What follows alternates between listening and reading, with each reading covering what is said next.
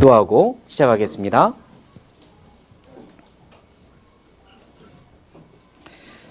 살아계신 하나님, 사랑과 은혜가 많으신 하나님, 오늘도 하나님의 말씀을 배울 수 있는 이런 기회를 주셔서 감사합니다. 참으로 하나님이 살아계신다면, 성경이 하나님 말씀이라면 우리가 그 사실을 알도록 도와주십시오. 그리고 하나님이 우리를 얼마나 사랑하는지, 그리고 구원이 무엇인지도 알도록 도와주십시오. 이 시간도 처음부터 끝까지 하나님께만 부탁을 드리며 예수님의 이름으로 감사하며 기도드립니다. 아멘. 하나님이 정말로 계시는지, 성경이 사실인지를 배우고 있습니다. 하나님께서 정말로 내가 창조주 하나님이다. 성경은 하나님의 말씀이다. 사람이 지어낸 책이 아니다. 라고 말씀을 하시면서 그 증거를 우리에게 주셨고, 우리가 할 일은 그 증거들을 다 보고 나서 정말 그런지, 그 증거가 맞는지 확실하게 재판을 하면 되는 겁니다. 오늘까지가 하나님이 주신 4가지 종류의 증거를 다 보고 나서 이제 끝에 가서 여러분들이 결정을 하시면 되는데요. 그 4가지 증거가 무엇이었냐면, 자, 첫 번째가 뭐였죠? 과거. 두 번째가 미래. 좋습니다. 그리고 세 번째가 화. 네 번째가 복. 이렇게 4가지 증거를 주셨어요. 그리고 과거에 어떤 일이 있었나? 이스라엘 민족을 증인으로 선택한 다음에 화와 복에 대해서 약속을 하고, 순종하면 무엇을 받고? 복을 받고, 불순종하면 무엇을 받고? 화를 받고 약속을 한 후에 실제로 이스라엘 민족이 예수님을 배척했을 때 어떤 화를 받았는지, 그리고 다시 지금은 어떤 복을 받고 있는지 우리가 보았어요. 이제 남은 거 하나 있네요. 뭐 남았죠? 2번 미래 남았습니다. 재판장님, 마지막 남은 미래에 대한 증거를 보여드릴 텐데, 이제 여러분들은 재판할 준비 됐습니까? 네. 하나님께서 미래에 대한 증거들을 주셨고, 우리는 미래에 대해서 살펴보아야 되는데, 왜 미래에 대해서 하나님이 주셨을까? 그리고 왜 우리는 미래를 알아야만 할까? 그 이유는요, 앞으로 어떤 일이 벌어질 건지 알면 우리는 더 나은 선택을 할 수가 있어요. 앞으로 어떤 일이 벌어질 건지 알면 불행한 선택은 막을 수도 있어요. 앞으로 어떤 일이 벌어질 건지 알면 때로는 나 자신도 구할 수 있고 다른 사람의 목숨도 구할 수 있어요. 그래서 미래를 알 수만 있다면 얼마나 좋겠어요. 제 친구가 어느 날 택시를 탔는데요. 택시를 타고 뒷자리에 앉은 거예요. 그래서 가다가 코가 간질간질 하더래요. 그래서 운전기사는 이제 앞만 보고 운전하니까 얼른 코를 이렇게 좀 후볐대요. 그런데 갑자기 급정거를 하는 겁니다. 끽 하고 급정거를 했어요. 어떻게 됐을까요? 콱 찔러가지고 코피가 주르륵 흘렀던 겁니다. 그 친구가 급정거를 할 줄 알았다면 후볐겠어요? 안 후볐겠어요? 안 후볐겠지. 코피가 이렇게 나니까 기사님이 왜 그러세요? 왜 그러세요? 그랬겠죠. 그러니까 후볐다고 말할 수 있겠어요? 아, 너무 피곤하다. 이러면서 모면했다고 하더라고. 여하튼 미래를 안다면 우리는 실수하지 않을 거예요. 제가 뉴스 하나만 보여드릴게요. 어떤 일이 일어날 거를 경험상 미리 안 한 사람이 많은 사람의 생명을 구했어요. 어제 전남 완도에서 덤프트럭과 충돌한 LPG 탱크로리 차량이 폭발하는 사고가 났는데요. 다행히 폭발 직전에 베테랑 소방관의 빠른 판단으로 모든 소방대원이 대피를 해서 인명피해를 막았습니다. 나연호 기자입니다. 도로에 멈춰선 차량에서 거센 불길과 연기가 일어납니다. 얼마 지나지 않아 난데없이 굉음과 함께 산도 집어삼킬 만큼 큰 화염이 치솟습니다. 교통사고로 불이 붙은 탱크로리 차량이 폭발한 겁니다. 본부 상황 여기 대북 보고 현재시 폭발! 폭탄이라도 떨어진 것처럼 불덩이가 된 파편이 이리저리 튀어다닙니다. 깜짝 놀란 소방관들은 황급히 뛰기 바쁩니다. 40분 전 덤프트럭과 충돌한 탱크로리에서 새어나온 가스가 결국 폭발 사고로 이어졌습니다. 다행히 폭발 직전 22년 경력의 노련한 소방관이 대원들을 대피시켜 인명피해를 막았습니다. 그렇게 이 큰 불은 처음이었거든요, 사실은요. 불기둥이 아주 이 굉음을 내면서 세게 나가고 있는 상황이었습니다. 20분 정도 지나하다가 그 폭발 징후를 이제 포착하고 아 큰일 나겠구나 싶어서 소방대원들이 모두 대피한 뒤 폭발하기까지는 불과 3분밖에 걸리지 않았습니다. 김 센터장은 여수소방서 화학구조대에서 일한 경험으로 탱크로리 폭발을 미리 알아차렸습니다. 베테랑 소방관의 연륜이 소방대원 수십 명의 목숨을 살렸습니다. YTN 나인호입니다. 네, 3분 전까지 화재 진압을 하다가 이거 이러다가 폭발하겠는 걸 알고 바로 대피하라 그랬는데 3분에 진짜로 폭발을 해버린 거죠. 그래서 다 살 수 있었다는 이야기인데요. 폭발하기 전에 징후가 나타났고, 징후라는 말은 징조라는 말인데 징조가 나타났고, 이 노련한 이 소방관은 이걸 보니 폭발하겠다 해서 바로 대피를 시킨 거예요. 그러니까요, 앞으로 어떤 일이 일어날 것 같다는 것을 알 수만 있다면 많은 사람을 살릴 수도 있고 나도 살 수 있는 거죠. 하나님께서요, 성경에 앞으로 어떤 일이 일어날 건지 미래에 대해서 말씀을 해줬어요. 그리고 오늘은 그 내용들을 확인해 보려고 합니다. 그리고 나서 올바른 판단을 여러분들이 내릴 수 있기를 바라요. 앞으로 일어날 일이니까 우리가 지금 우리 눈으로 보는 사실이 아니잖아요. 앞으로 일어날 일이니까. 그런데 하나님의 예언한 내용 중에서 지금 우리 눈앞에 준비되고 있구나 하는 것들은 찾을 수 있어요. 앞으로 분명히 일어날 거라고 말씀했는데 우리 눈앞에 지금 진행 중이고 준비되고 있는 것들이 있거든요. 그것들을 중심으로 정말 성경이 사실인지, 사람이 지어냈다면 이렇게까지 정확하게 지어낼 수 있겠는지 여러분들이 판단하면서 들어보시길 바랍니다. 자, 그래서 이제 앞으로 일어날 일을 보겠는데요. 어제까지 우리가 어제 배웠던 게 이스라엘 민족이에요. 이스라엘 민족이 전 세계로 뿔뿔이 흩어졌다가 지금은 나라가 다시 세워지고 전 세계에서 돌아오고 있잖아요. 그래서 에스겔 36장에 보면 이스라엘 민족이 어떻게 돌아오고 그 땅은 에덴 동산처럼 변할 거라는 그 말씀이 우리 눈앞에 이루어지고 있다는 걸 보았어요. 자, 한번 확인해 보죠. 에스겔 36장. 에스겔 36장.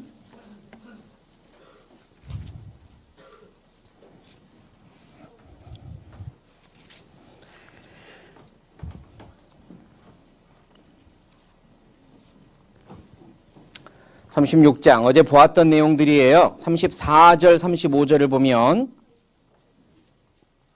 전에는 지나가는 자의 눈에 황무하게 보이던 그 땅이 황무한 땅이 장차 기경이 될지라. 사람이 이르기를 이 땅이 황무하더니 이제는 무엇같이 되었고 에덴 동산같이 되었고 황량하고 적막하고 무너진 성읍들의 성벽과 거민이 따르니. 어제 보았던 내용입니다. 36장은 지금 우리 눈앞에 다 진행되고 있고 거의 이루어졌어요. 그 다음 장이 37장이죠. 37장은 죽은 것 같았던 이스라엘 민족이 다시 살아나고 있어요. 37장의 내용입니다. 그리고 오늘은 38장을 볼 거예요. 38장은 이제 미래입니다. 이제 앞으로 이스라엘을 중심으로 어떤 일이 벌어질 건가 성경은 예언하고 있거든요. 38장입니다. 8절입니다. 8절. 제가 읽어볼게요. 여러 날 후 곧 말년에 네가 명령을 받고, 네가가 누군지는 나중에 설명할게요. 그 땅 곧 오래 황무하였던 어디에? 이스라엘 산에 이르리니 그 땅 백성은 칼을 벗어나서 열국에서부터 모여 들어오며 이방에서부터 나와서 다 평안히 거하는 중이라 그랬어요. 누군가가 이스라엘을 향해서 찾아간대요. 그 말이잖아요. 이스라엘로 찾아간대요. 이스라엘의 상태는 어떤 상태냐면 칼에서 방금 벗어났어요. 칼에서 벗어났어요. 열국에서 모여들었어요. 지금이잖아요. 그러면 네가가 누군지, 그리고 왜 이스라엘을 찾아가는지 확인해야 되는데 11절부터 보면 조금 더 자세히 나와요. 다시 보죠. 자, 내가, 여기는 찾아가는 그 나라가 하는 말이에요. 내가 평원의 고을들로 올라가리라. 노란 부분 같이 읽겠습니다. 성벽도 없고 문이나 빗장이 없어도 염려 없이 다 평안히 거하는 백성에게 나아가서 물건을 겁탈하며 노력하리라 하고 됐습니다. 왜 찾아가는가 목적이 나왔어요. 친구하려고 찾아가요? 빼앗으려고 찾아가요? 빼앗으려고. 전쟁입니다. 전쟁이 일어난다고 예언하고 있어요. 이스라엘을 누군가가 전쟁을 일으켜요. 쳐들어가는 겁니다. 계속 읽어볼게요. 네 손을 들어서 황무하였다가 지금 사람이 거처하는 땅, 이스라엘 맞거든요. 열국 중에서 모여서 짐승과 재물을 얻고, 이스라엘 맞아요. 노란 부분 같이 읽겠습니다. 세상 중앙에 거하는 백성을 치고자 할 때. 그리고 지도를 펴놓고 보면 이스라엘은 우리 어제 봤잖아요. 세상 중앙에 있어요. 2600년 전에 세계 지도도 없을 그 당시에 이스라엘이 어떻게 세상 중앙에 있다는 걸 알았을까? 신기하기만 해요. 하나님이니까 이렇게 기록할 수 있는 거죠. 세상 중앙에 있는 이스라엘을 어떤 나라가 쳐들어간대요. 물건을 빼앗으려고 쳐들어간대요. 자, 이 일이 정말 일어날까? 이제 확인해 보자는 겁니다. 그런데요, 성벽도 없고 문이나 빗장이 없어도 염려 없이 다 평안히 거하는 백성이랬죠. 이 말을 보니 지금은 아니에요. 지금은 아니라는 걸 알 수 있고요. 앞으로는 이렇게 된다는 걸 알 수 있어요. 성벽도 없고 문이나 빗장이란 문을 철컥 잠그는 건데 잠그고 지키지 않아도 평안할 때가 온다는 거거든요. 근데 지금은 아니에요. 왜 지금은 아니냐? 지금 이스라엘의 상태는 이렇거든요. 자, 뭐가 보여요? 분리장벽이라고 있는데요. 이게 이스라엘의 수도인 예루살렘의 중심으로 해서 있는 거예요. 성벽이 있어요. 도시 한가운데를 성벽을 쳐놨어요. 이렇게 해요. 크게 막아놨습니다. 그리고 그 위에는 뭐가 있냐면 누가 서 있죠? 군인들이 총 들고 서 있어요. 문이나 빗장으로 지키고 있어요. 왜지? 무슨 일일까? 무슨 일이냐면 지금 이스라엘을 가면요, 군인들이 지금도 총 들고 지나다니는데 이 총 안에는 찍어보세요. 실탄이 있을까요? 공포탄이 있을까요? 잘 찍었어. 실탄이 있어요. 이 군인들이 실탄을 들고 돌아다녀요. 우리나라 군인들이 실탄을 들고 돌아다닐 때는 언제냐면 전쟁 시예요. 전쟁 직전이에요. 그때만 실탄을 나눠줘요. 그렇지 않으면 실탄 없거든요. 그런데 이스라엘 군인들은 실탄을 들고 다니니까 무슨 상황이라는 거예요? 전쟁 상황이에요. 지금 이스라엘 전쟁 상황이거든요. 아니 왜? 분명히 어저께 말하기는 이스라엘이 각각 회복해가지고 땅은 에덴 동산처럼 변하고 세계에서 가장 힘 있는 나라가 된다고 했는데 왜 전쟁 상황이지 지금? 이유가 있어요. 전쟁 상황인 이유가 있습니다. 바로 이 사진에 그 답이 나와요. 이 뒤에 보이는 이 동그란 노란색 지붕 보이세요? 이게 뭐냐면 이슬람 사원이에요. 따라해 보시죠. 이슬람 사원. 이게 뭐냐면 이슬람 성전이에요. 이스라엘이라는 나라가 자기 땅, 옛날에 그 땅을 되찾기 전에 그 전에 그곳을 살던 사람들이 다 이슬람교를 믿는 사람들이었고 그 사람들이 세운 성전이 바로 저거예요. 황금돔 사원이라고 전 세계 이슬람을 믿는 사람들, 전 세계에 굉장히 많은 사람들이 이슬람교를 믿는데 그들이 다 성지로 여기는 사원이 바로 예루살렘에 있어요. 이스라엘 사람들이요, 자기 땅을 찾기는 찾았어요. 이 이스라엘 땅을 찾았는데 오직 이 장소만은 못 찾았어요. 여기를 들어가가지고 이곳을 부숴버리려고 했는데 전 세계에서 막았어요. 제발 그것만은 참아달라고. 여기를 무너뜨리면 세계 전쟁이 일어난다고. 이스라엘 나라 주변에 있는 나라들이 다 이슬람교를 믿는 나라들이에요. 이스라엘만 하나님 믿고 주변에 있는 사람들은 알라 신을 믿어요. 다 이슬람교를 믿고 있기 때문에 이 성전을 만약에 무너버리면 세계 전쟁이 일어나요. 가만 안 둬요. 그래서 참아라. 제발 참아라. 그것만은 참아라. 이렇게 부탁한 거예요. 그래서 이스라엘이요, 이 땅을 못 들어가고 있어요. 여기 성벽이 있는데 여기 사람들 많이 모여 있죠. 분명히 자기 나라고 자기 땅인데 여기 성벽까지만 가고요. 이 안으로는 못 들어가요. 정부에서 못 들어가게 막았어요. 저곳은 이슬람을 믿는 사람들이 다니는 곳이니까 들어가지 말라고 막았어요. 문제는요, 이스라엘 사람들은 이 장소를 너무너무 들어가고 싶어 해요. 왜냐하면 옛날에 자기들이 하나님을 믿었던 장소가 여기거든요. 하나님을 믿는 성전을 지었던 장소가 바로 저 장소예요. 그런데 이슬람을 믿는 사람들이 그 장소에다가 자기들의 성전을 세워버린 거예요. 그래서 기가 막힌 겁니다. 빨리 들어가서 저거 허물어버리고 우리 하나님한테 성전 짓자. 이게 이스라엘 사람들의 마음이에요. 그래서 어떤 마음이냐면 땅을 찾기는 찾았지만 못 찾은 것 같은 찝찝한 느낌. 그게 그들의 마음이에요. 예를 들면 여러분의 엄마 아빠가 우리 한 달 뒤에 이사 간다 그래요. 어디로요? 드디어 저 멋진 아파트를 샀답니다. 아파트를 드디어 샀고 우리 그리 이사 간대요. 아주 싼 가격에 나와서 샀다고 너무너무 좋아해요, 엄마 아빠가. 그래서 한 달 후에 이사를 가거든요. 드디어 그날이 됐습니다. 그래가지고 이삿짐 다 보내고 이제 엄마 아빠랑 같이 아파트에 들어갔어요. 우리 집이다 하고 들어갔어요. 그리고 여기저기 문을 열고 안방문을 딱 열었는데요. 그 안방문에 옛날 살던 집 주인 가족이 앉아 있는 거예요. 그래서 오늘 이삿날인데요. 그랬더니 아는데요. 이래요. 그럼 나가주셔야죠. 그랬더니 뭐라는 줄 아세요? 안방만 빼고 팔았는데요. 이러는 거예요. 이 사람들이 계약서에 어떻게 팔았냐면 안방만 빼고 판다고 한 걸 엄마 아빠가 모르고 사버린 거예요. 자, 그 집을 산 기분일까요? 못 산 기분일까요? 여러분 같으면 그 집에서 살 것 같아요? 못 살 것 같아요? 이건 너무 찝찝해. 이건 어떻게 같이 살아요? 안방을 샀어야지. 무슨 이야기냐면 이스라엘 사람들이요.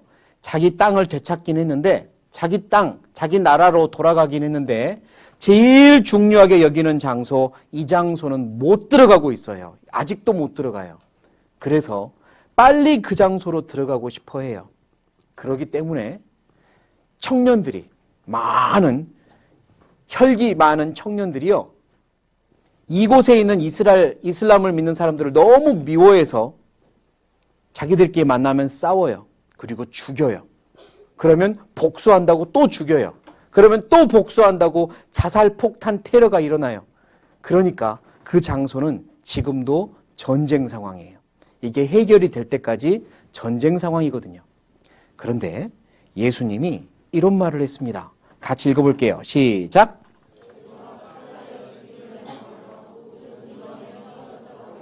예루살렘은 이방인의 때가 차기까지 이방인들에게 밟히리라. 아까 말한 예루살렘 있죠? 예루살렘은 이방인의 때가 차기까지 이방인에게 어쩌리라?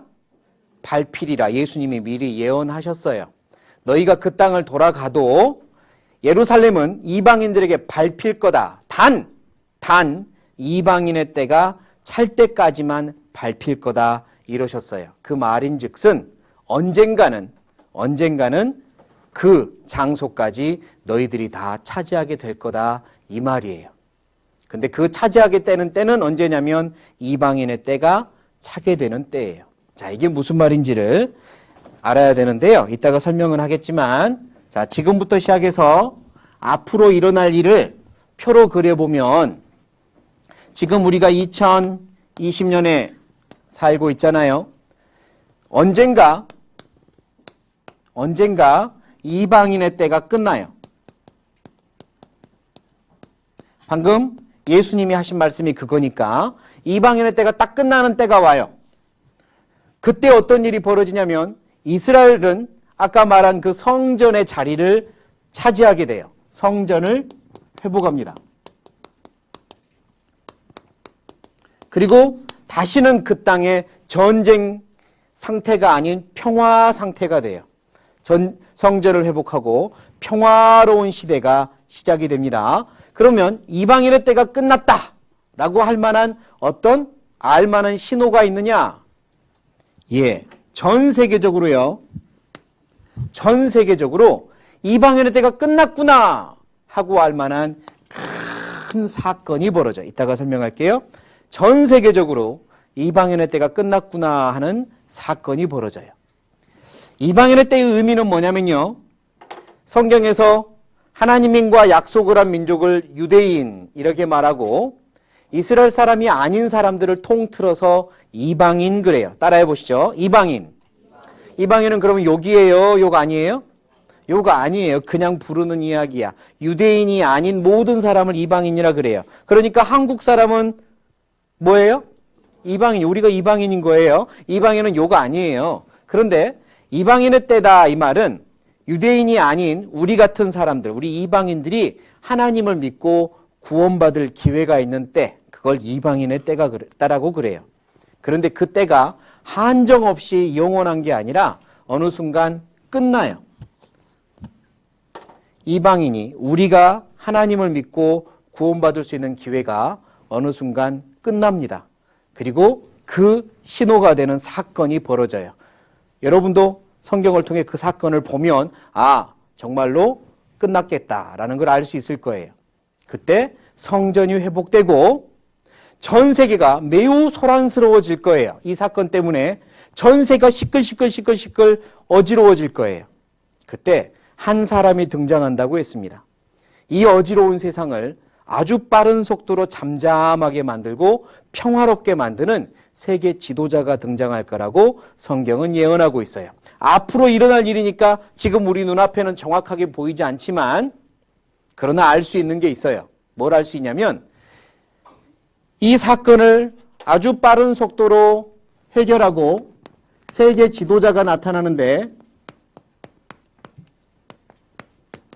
이 세계 지도자가 세계를 평화롭게 만들기 위하여 많은 것들을 해요. 많은 정책들을 펼칩니다. 그 중에 한 가지가 뭐냐면 우리 하나잖아. 우리 하나가 됩시다. 하나가 되려면 복잡한 것들은 간단하게 만들어야 돼요. 법도 하나로 만들고 그리고 우리가 가지고 있는 돈도 하나로 만듭시다. 이렇게 할 거예요. 돈도 하나로 만듭시다. 지금은 우리가 한국에 돈 가지고 일본도 못 가고 중국도 못 가니까 돈을 하나로 만듭시다. 그래야 어느 나라든 편하게 왔다 갔다 할 수 있고 진짜 하나가 되는 거 아니냐. 그렇게 경제를 통합할 겁니다. 따라해 보시죠. 경제 통합. 자, 그게 앞으로 일어날 일인데요.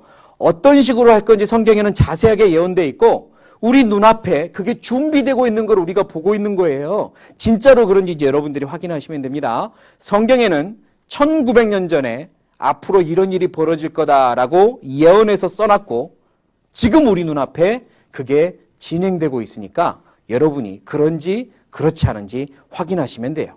요한계시록으로 합니다. 요한계시록 13장.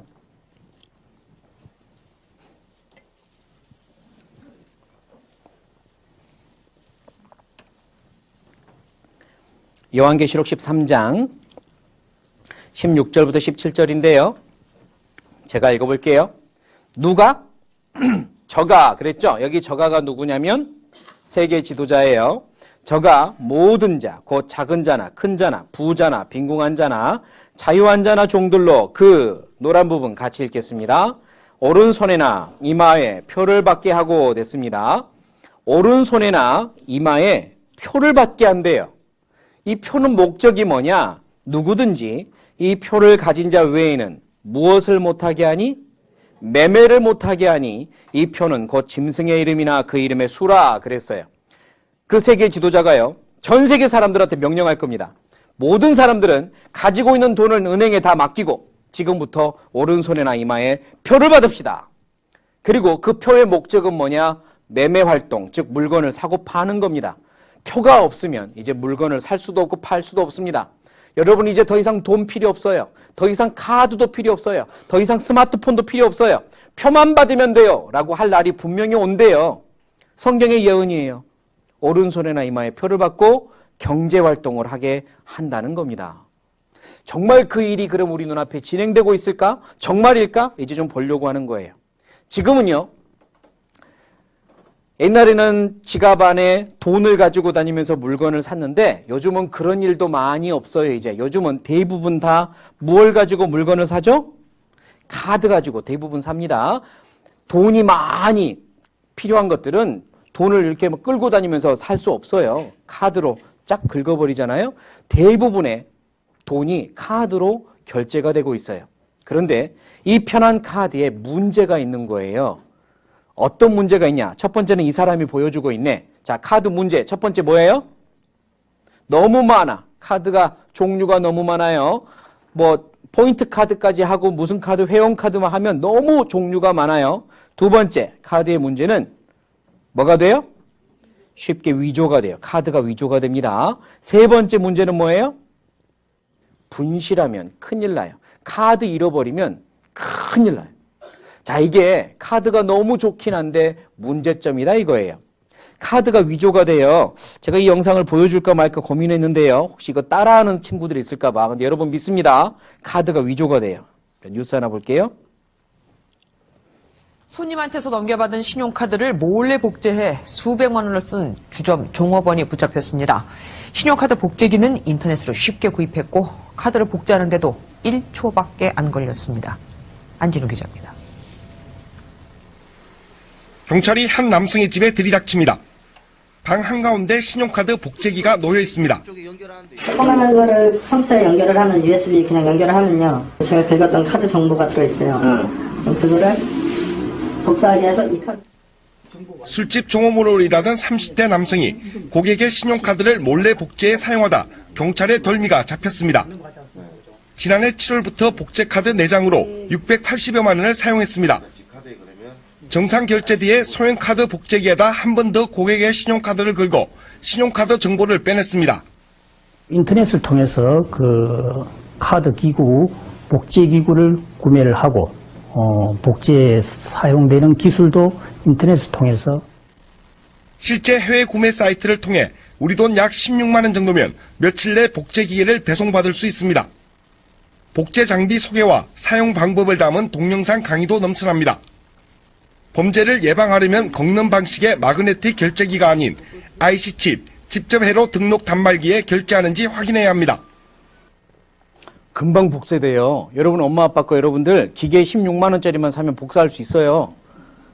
하지 마.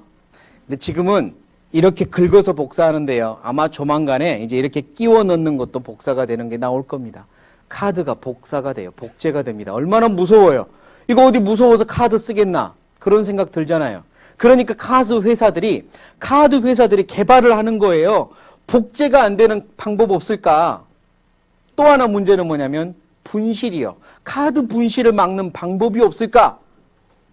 여러분이 카드 회사 직원이라면 그 생각 안 하겠어요? 빨리 그거를 만들어서 우리 회사에서 먼저 발표하면 그거야말로 대박을 터뜨리는 거예요. 모든 회사가 따라할 테니까. 그래서 그거를 너도 나도 연구하고 있단 말이에요. 그러면 어떻게 하면 될까? 방법이 뭘까? 자, 지금 나온 연구 방법이 여기까지 왔어요. 자, 이 손가락에 붙어 있는 게 뭐 같아요? 점? 이게 바로 칩이라는 거예요. 컴퓨터 칩인데요. 이 조그마한 점과 같은 이 칩 안에 카드의 정보들이 다 들어갑니다. 우리가 가지고 있는 모든 카드, 주민등록증, 건강보험, 여권, 기타 등등의 정보들이 하나에 다 들어가요. 자, 여기까지 왔어요. 다 통합한 다음에 이것만 가지고 다니면 다 돼요. 근데 여러분, 이렇게 조그만 거 가지고 다니면 잃어버리기가 쉬워요? 안 쉬워요? 쉬워요. 금방 잃어버릴 거 아니야. 자, 여기까지는 만들었는데 이걸 안 잃어버리려면 어떻게 하면 될까? 그래서 또 개발을 했죠? 여기까지 왔어요. 그 칩을 여기에 놓고 안테나를 달았어요. 쌀알만 하죠? 안테나를 달았습니다. 그리고 그 안에 자체 배터리까지 넣었어요. 영구적으로 충전이 되게. 그리고 이거를 어떤 용도로 사용하려고 만들었느냐? 사람 몸에다가 심으려고 만들었어요.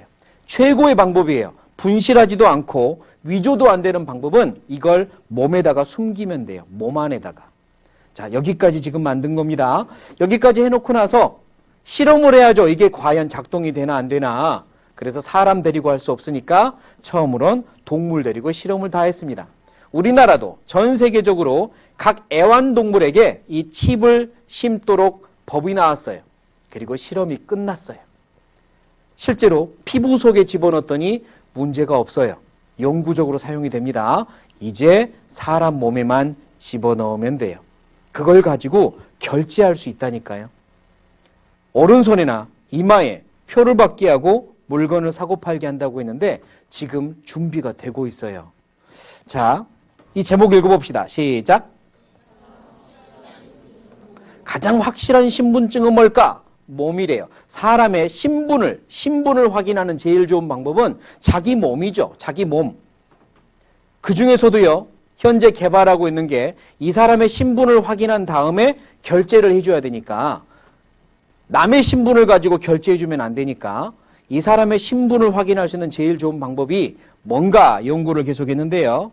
첫 번째가 손등이에요. 손등에 정맥을 가지고 이 사람의 신분을 확인할 수 있어요. 자, 현재 어디까지 기술이 왔나 볼게요. 현금이나 카드 없이도 생체 인식만으로 물건을 살 수 있는 무인 편의점이 문을 열었습니다. 손바닥의 정맥이 결제 수단이 되는데요. 정맥과 지문, 홍채 등을 인증 수단으로 쓰는 생체 인식 시장이 무섭게 성장하고 있습니다. 엄진아 기자가 취재했습니다. 국내 최초로 문을 연 생체 인식 무인 편의점입니다. 손바닥 정맥을 인식시켜 매장에 들어갑니다. 물품을 골라서 무인 계산대에 올리면 가격은 기계가 알아서 계산해줍니다. 손바닥을 올려주세요. 결제도 단말기에 손바닥만 대면 끝입니다. 금액은 미리 입력된 신용카드사로 자동 통보됩니다. 지갑 놓고 다니고 핸드폰 놓고 다니고 이럴 때 다시 집 안 들어가도 될 것 같아서. 사전에 등록만 하시면 빈손으로 맨몸으로 오셔도 결제가 가능한 쇼핑 편리함의 극대화를. 지문과 정맥, 홍채 얼굴을 활용한 생체 인식 시장은 날로 진화 중입니다. 이 보안업체는 얼굴이 곧 출입증입니다. 사진 대조 수준을 넘어 세월의 변화까지 읽을 수 있습니다. 100만 장 넘는 그런 얼굴 인식 데이터들을 취득을 해서 사람이 나이가 들면서 생기는 변화들, 주름이나 어떤 다른 특징의 변화들도 스스로 학습하면서 특히 본인 인증 수단으로 이런 생체 인식 기술들이 활용되는 건 정보 도용이나 위조가 사실상 어렵다는 점, 보안성 때문입니다. 몸의 정보가 암호가 되는 생체 인식 시장은 해마다 15% 안팎 성장하며 연간 4천억 원 규모로 커졌습니다. KBS 뉴스 엄진아입니다. 자, 이제 손을 갖다 대면 여기 안에 있는 정맥 구조를 가지고 사람을 파악하는 기술이 나온 거예요. 여기다가 칩만 딱 심으면 그걸 가지고 결제가 되고요. 그리고 그 칩을 가지고 통제가 돼요. 이 사람이 어디 갔다 다 알 수 있어요. 오른손이나 이마라 그랬죠. 왜 이마일까? 또 다른 기술이 있어요. 현금이나 자, 손이 없을 수도 있잖아요. 그 사람에게 필요한 인식, 그 사람의 신분을 확인하는 방법은 이겁니다. 이 분야 선두주자는 단연 중국입니다. 자, 이 지하철에 딱 도착했는데 지갑을 깜빡 두고 와서 당황한 경험 있으신가요? 중국에서는 이런 번거로움을 없애주는 기술이 도입됐습니다. 이 개표구 앞에 다가서서 화면을 바라보면 순식간에 문이 띠링 하고 열립니다. 안면 인식 기술을 도입한 건데요. 승객의 신원과 승하차 지점까지 인식해 요금을 앱에 등록된 계좌에서 자동 결제하는 방식입니다. 중국은 범죄자를 잡아내는데도 이 안면 인식 기술을 적극 활용하고 있습니다. 지난해 12월 홍콩 유명 가수 겸 배우인 장쉐우의 중국 콘서트에서는 수십 명이 체포돼 화제가 됐습니다. 콘서트를 보기 위해 공연장을 찾았던 지명 수배자들이 행사장에 설치된 안면 인식 시스템에 딱 걸린 겁니다. 자, 이 영상도 잠시 보실까요? 지난 1월 상하이의 한 고속도로 검문소인데요. 화장실에 가려던 한 여성이 경찰에 붙잡힙니다. 남자친구를 살해한 뒤 17년간 도망 다녔지만 역시 검문소에 설치된 안면 인식 시스템에 별미가 잡혔습니다. 如果跟在逃铺的人员头像相匹配的话，我们这边会触发报警的。 네, 이제는 안면, 얼굴 가지고도 사람을 인식을 해요. 홍채를 가지고도 인식을 합니다. 그러니까 여기다가 칩만 심어 놓으면 이제 그걸로 결제만 하면 되는 거예요. 점점 세계는요, 손과 얼굴, 이마를 가지고 그 사람이 누군지 파악하는 게 다 만들어지고 있어요. 그리고 칩도 나왔죠. 심기만 하면 돼요. 그러면 이제 어디를 가든 지갑도 필요 없고 돈도 필요 없고 그냥 결제가 쉽게 됩니다. 그리고 정부에서도 이 사람이 어디 가는지 다 알 수 있어요. 핸드폰에 GPS 추적 장치 다 있잖아요. GPS를 그 칩에다가 심어 놓으면 어디로 가는지, 뭘 하는지, 어디에 언제 어디 있는지 다 찾아낼 수 있어요. 범인도 마찬가지. 칩만 심어 놓으면 누구 잡아! 그러면 바로 인공위성에서 칩을 쫓아가면 되니까 잡을 수 있거든요. 그러니까 너무너무 편한 시대가 오는 거죠. 그게 준비되고 있는데 성경은 지금부터 1900년 전에 그렇게 될 거라고 미리 말씀했어요. 자, 지금 이제 그거를 하고 있는 나라들도 있습니다. 유럽의 스웨덴이라는 나라는 이제 표를 가지고 이미 칩을 심은 다음에 실제로 사용하고 있는 나라예요. 보겠습니다. Pay your fare using only your hand. Are you one of those people that's always losing stuff like keys and tickets? Well, Sweden has found the solution. Around 3,000 Swedish commuters have had biometric microchips implanted in their hands in order to pay for train tickets. Commuters who elect to have the RFID chip implanted under the skin are able to have their tickets loaded onto the device. The implants use near-field communication technology, similar to contactless credit cards or mobile payments. When activated by a reader device a few centimeters away, information can be transferred between them using magnetic field induction. The train conductor then scans the microchip with a smartphone to complete and verify the ticket transaction. An estimated 20,000 people in Sweden already have implants and are using them to swipe in and out of the office and to pay for food. 예. You want to put that where? 당신도 칩을 받고 싶은가요? Science fiction is becoming fact, and we're not sure we like it. A tech firm in Wisconsin is about to become the first company in the U.S. to give microchip implants to its employees. 3 Square Market, which designs software for vending machines, says more than 50 of its workers have volunteered to have the devices fitted. The microchips are about the size of a grain of rice and will be inserted into the skin between the thumb and forefinger. The microchips will allow workers to access the building and log on to their computers. Employees can also use the chips to buy food-like products from office vending machines. The purveyors of this dystopian technology claim there is no GPS function and it won't be used to keep tabs on employees. But we can't help but feel like we're sleepwalking into a future where even the blandest details of our lives are recorded, possibly to be used against us at a later date. The company says none of its employees are required to get a chip implant. But it's not impossible to imagine a world where this kind of thing is the norm. And if you want a job, you'll have no choice but to become part cyborg. 예, 앞으로는 이걸 받을 수밖에 없을 거라고 합니다. 근데 오른손에는 이거를 이렇게 칩을 주사바늘로 넣을 수 있는데 이마에는 넣기가 좀 그렇잖아요. 그래서 제가 생각하기에는 칩 형태가 아니라 더 간단한 형태로 만들어질 거라고 생각합니다. 3D 프린터라고 있죠? 그걸로 그냥 딱 입혀버리면 되는 형태로 나오지 않을까? 혼자 추측하고 있고 내가 목사가 아니면 나는 빨리 그걸 개발할 것 같아요. 그러면 진짜 돈 버는 건데 이 칩이 아니라 아주 간단하게 손이나 이마에도 할 수 있는 아마 그 방법이 조만간 나올 겁니다. 그러면 준비는 끝나는 거예요. 완전히 끝나는 거예요. 성경은 그렇게 말씀을 했고 그리고 준비가 되고 있고 어린 아이들도 교과서에서 배우고 있어요. 이제 뭐라고 배우냐면 미래 사회에는 어떤 방법으로 물건값을 치르게 될까요? 해가지고 미래의 화폐, 레이저 화폐, 이마나 손에 전자칩을 달거나 표시를 해놓고 처리할 거다라고 배우고 있어요. 앞으로 되고 있는 거예요. 이마나 손에 칩을 받아서 물건을 사고 팔 것이다 라고 말하고 있어요. 자, 다른 나라에서도 이걸 하고 있잖아요. 우리나라는 안 돼, 하지 마 이럴까요? 그렇지 않아요. 우리나라도 이거를 굉장히 빨리 개발하고 있는 나라거든요. 그래서 정부 차원에서 국민들한테 여론조사, 설문조사도 했었어요. 당신은 표에 대해서 어떻게 생각하나요? 라고 여론조사를 합니다. 인터넷을 통해서 어떻게 생각하세요? 생체칩 이식 어디에서 했냐면 산업통상자원부, 우리나라 행정부서죠. 정부 차원에서 했습니다. 미국의 한 IT 기업은 직원들에게 생체칩을 이식했습니다. 엄지와 검지 사이에 칩을 심는 방식으로 몇 초 만에 이루어집니다. 이 RFID 기술은요, 여러 가지로 굉장히 유용합니다. 라고 소개를 한 다음에, 이제 이런 어떤 방식으로 하게 될 거고, 당신의 생각은 어떻습니까? Yes or no. 당신은 어떻게 생각하세요? 해서 설문조사도 했어요. 혹시 이런 설문조사 본 적 있나요? 아직 학생들이니까 못 봤겠죠? 설문조사를 했습니다. 당신은 여기에 좋다고 생각하나요? 안 좋다고 생각하나요?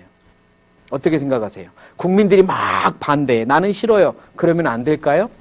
됩니다. 될 수밖에 없어요. 그렇게 될 수밖에 없어요. 지금 현재 그렇게 진행 중이거든요. 그러니까 성경은 우리가 읽은 요한계시록은 지금부터 1900년 전 AD 100년경 써진 거예요. AD 100년경이면 물건을 사고 팔 때 카드 있었을까? 돈이 있었을까? 그때 당시는요, 조개 껍데기나 금덩어리, 은덩어리를 가지고 가서 물건을 사고 팔았어요. 그 시대에 누가 표를 받아가지고 물건을 사고 팔게 될 거라고 상상이나 했겠어요. AD 100년에 오른손이나 이마에 표를 받고 그것으로 경제활동을 하게 될 거라고 말씀했어요. 마지막 세계 지도자가 전 세계 경제통합을 이루어내는데 그게 언제 일어날 일이냐면 이방인의 때가 끝나고 일어날 일이에요. 이방인의 때가 끝나고 저 일이 일어날 건데 지금 우리 눈앞에 준비가 되고 있어요. 준비가 되고 있는 게 심각한 거예요. 그 말은 그렇다면 이방인의 때가 끝날 날이 머지 않았다는 말이야? 이렇게도 생각할 수 있는 거잖아요. 그리고 나서 어떤 일이 벌어지느냐? 경제통합을 하고 세계가 평화롭다 할 때가 와요. 그때 아까 보았던 전쟁이 일어나요. 이스라엘을 향해서 누군가가 쳐들어가는 거예요. 자, 어떻게 전쟁이 일어나는지, 누가 쳐들어가는지를 이제 보겠습니다. 에스겔 38장이에요.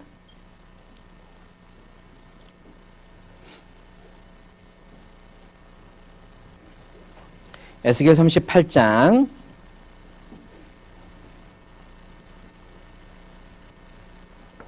앞을 보셔도 됩니다. 이스라엘을 향해서 누군가가 쳐들어간다 했는데요. 그 나라의 이름이 여기서부터 정확하게 나옵니다. 어떤 나라가 쳐들어가는지 예언이 돼 있어요. 그리고 전 세계에 있는 그 해당되는 나라들은 자기들인 줄 알고 있습니다. 자기들인 줄 알고 있어요. 읽어보죠. 이르기를 주 여호와의 말씀에, 자기 노란 색깔 보이세요? 노란 색깔이 다 나라 이름이에요. 그 당시 나라 이름이에요. 로스와 메섹과 두발왕 고가. 이 밑으로 가면 바사와 구스와 붓과 고멜과 도갈마 족속과 그 모든 때가 연합해서 쳐들어간다라고 이야기하고 있어요. 에스겔 성경은 지금부터 2600년 전의 말씀이기 때문에 2600년 전 그 당시 나라 이름이에요. 그 당시 이름. 지금은 나라의 이름이 변했겠죠. 우리나라도 지금은 대한민국이지만 옛날에 뭐였어요? 조선. 그전엔 고려. 그전엔 신라. 좋아요. 그전에는 이제 물어보면 안 될 것 같죠? 아무튼 나라의 이름은 계속 변하잖아요. 마찬가지. 이 나라들도 2600년 전부터 지금까지 변해왔어요. 추적은 가능해요. 그래서 다 추적했습니다. 저 나라가, 저 이름이 지금 무엇로 변했을까 확인한 거죠. 그리고 찾아낸 거예요. 이들이 찾아가는 목적은 아까 봤죠? 세상 중앙에 거하는 백성을 물건을 겁탈하며 노력하리라. 전쟁이 일어나는 겁니다. 누구였나 보겠어요. 로스는 지금은 러시아예요. 메색은 모스코바입니다. 두발은 투볼스크예요. 지금 러시아 연방공화국입니다. 바사는 페르시아, 이란이에요. 구스는 이디오피아이고 붓은 리비아라고 하는 아프리카의 나라입니다. 도갈마 족속은 터키고요. 고멜은 아르메니아 동부 유럽 족속이에요. 다 찾아냈거든요. 그리고 이 나라들도 알아요. 자기 나라가 성경에 있다는 걸. 이 나라들이 연합해가지고 한 나라, 어떤 나라를 쳐들어가요? 이스라엘을 쳐들어가요. 그게 마지막 전쟁이라고 성경은 말씀합니다. 전쟁이 일어나요. 그런데 여기서 몇 가지 생각해 봐야 될 게 있어요. 자, 러시아. 민주주의 국가예요? 공산주의 국가예요? 공산주의 국가죠. 공산주의 국가예요. 그 나라에는 종교가 있을까요? 없을까요? 종교가 있지만 아주 형식적인 종교예요. 공산주의 국가니까. 아까 에스겔서 38장을 봤는데요. 에스겔서 38장이 한국말로 들어온 건 약 몇 년 전? 기억나요? 약 100년 전이에요. 정확하게는 1913년에 들어왔습니다. 1913년에 성경이 한국말로 들어왔어요. 자, 그때로 생각해 보죠. 그때로 돌아갑니다. 그때에 우리의 할머니, 할아버지가 에스겔 38장을 본 거예요. 러시아가 이스라엘을 쳐들어간다고 이렇게 지금 보고 있는 겁니다. 1913년에. 자, 이제 문제 낼 테니까 찍어보세요. 그 당시 러시아는 이름이 소련이었는데요. 그 당시 러시아는 민주국가였을까요? 공산국가였을까요? 찍어보세요. 네? 공산? 민주? 더 많은 쪽으로 할까? 1913년 성경이 우리나라 말로 들어왔을 때 그 당시에 러시아는요, 공산국가가 아니었어요. 왜냐하면 1917년에 공산주의로 바뀌거든요. 1917년부터 공산국가가 됐기 때문에 1913년에 우리나라 말로 성경이 들어올 때는 공산국가가 아니었어요. 우리 할머니, 할아버지가 에스겔 38장을 볼 때는 러시아는 공산국가가 아니었어요. 그리고 또 어떤 국가였냐면 농사 짓는 국가였어요. 그리고 또 어떤 국가였냐면 그 나라는 하나님을 믿는 국가였어요.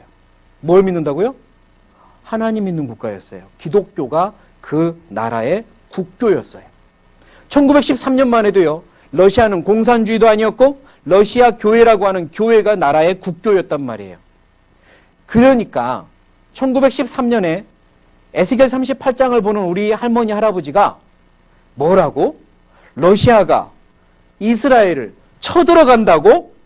이 말을 들었을 때 그 말이 믿겨졌을까요? 안 믿겨졌을까요?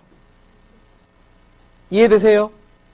1913년도에 우리나라에 성경이 처음 들어오고 이 내용을, 아까 러시아가 이스라엘을 쳐들어간다는 내용을 보았을 때 믿을 수가 없었어요.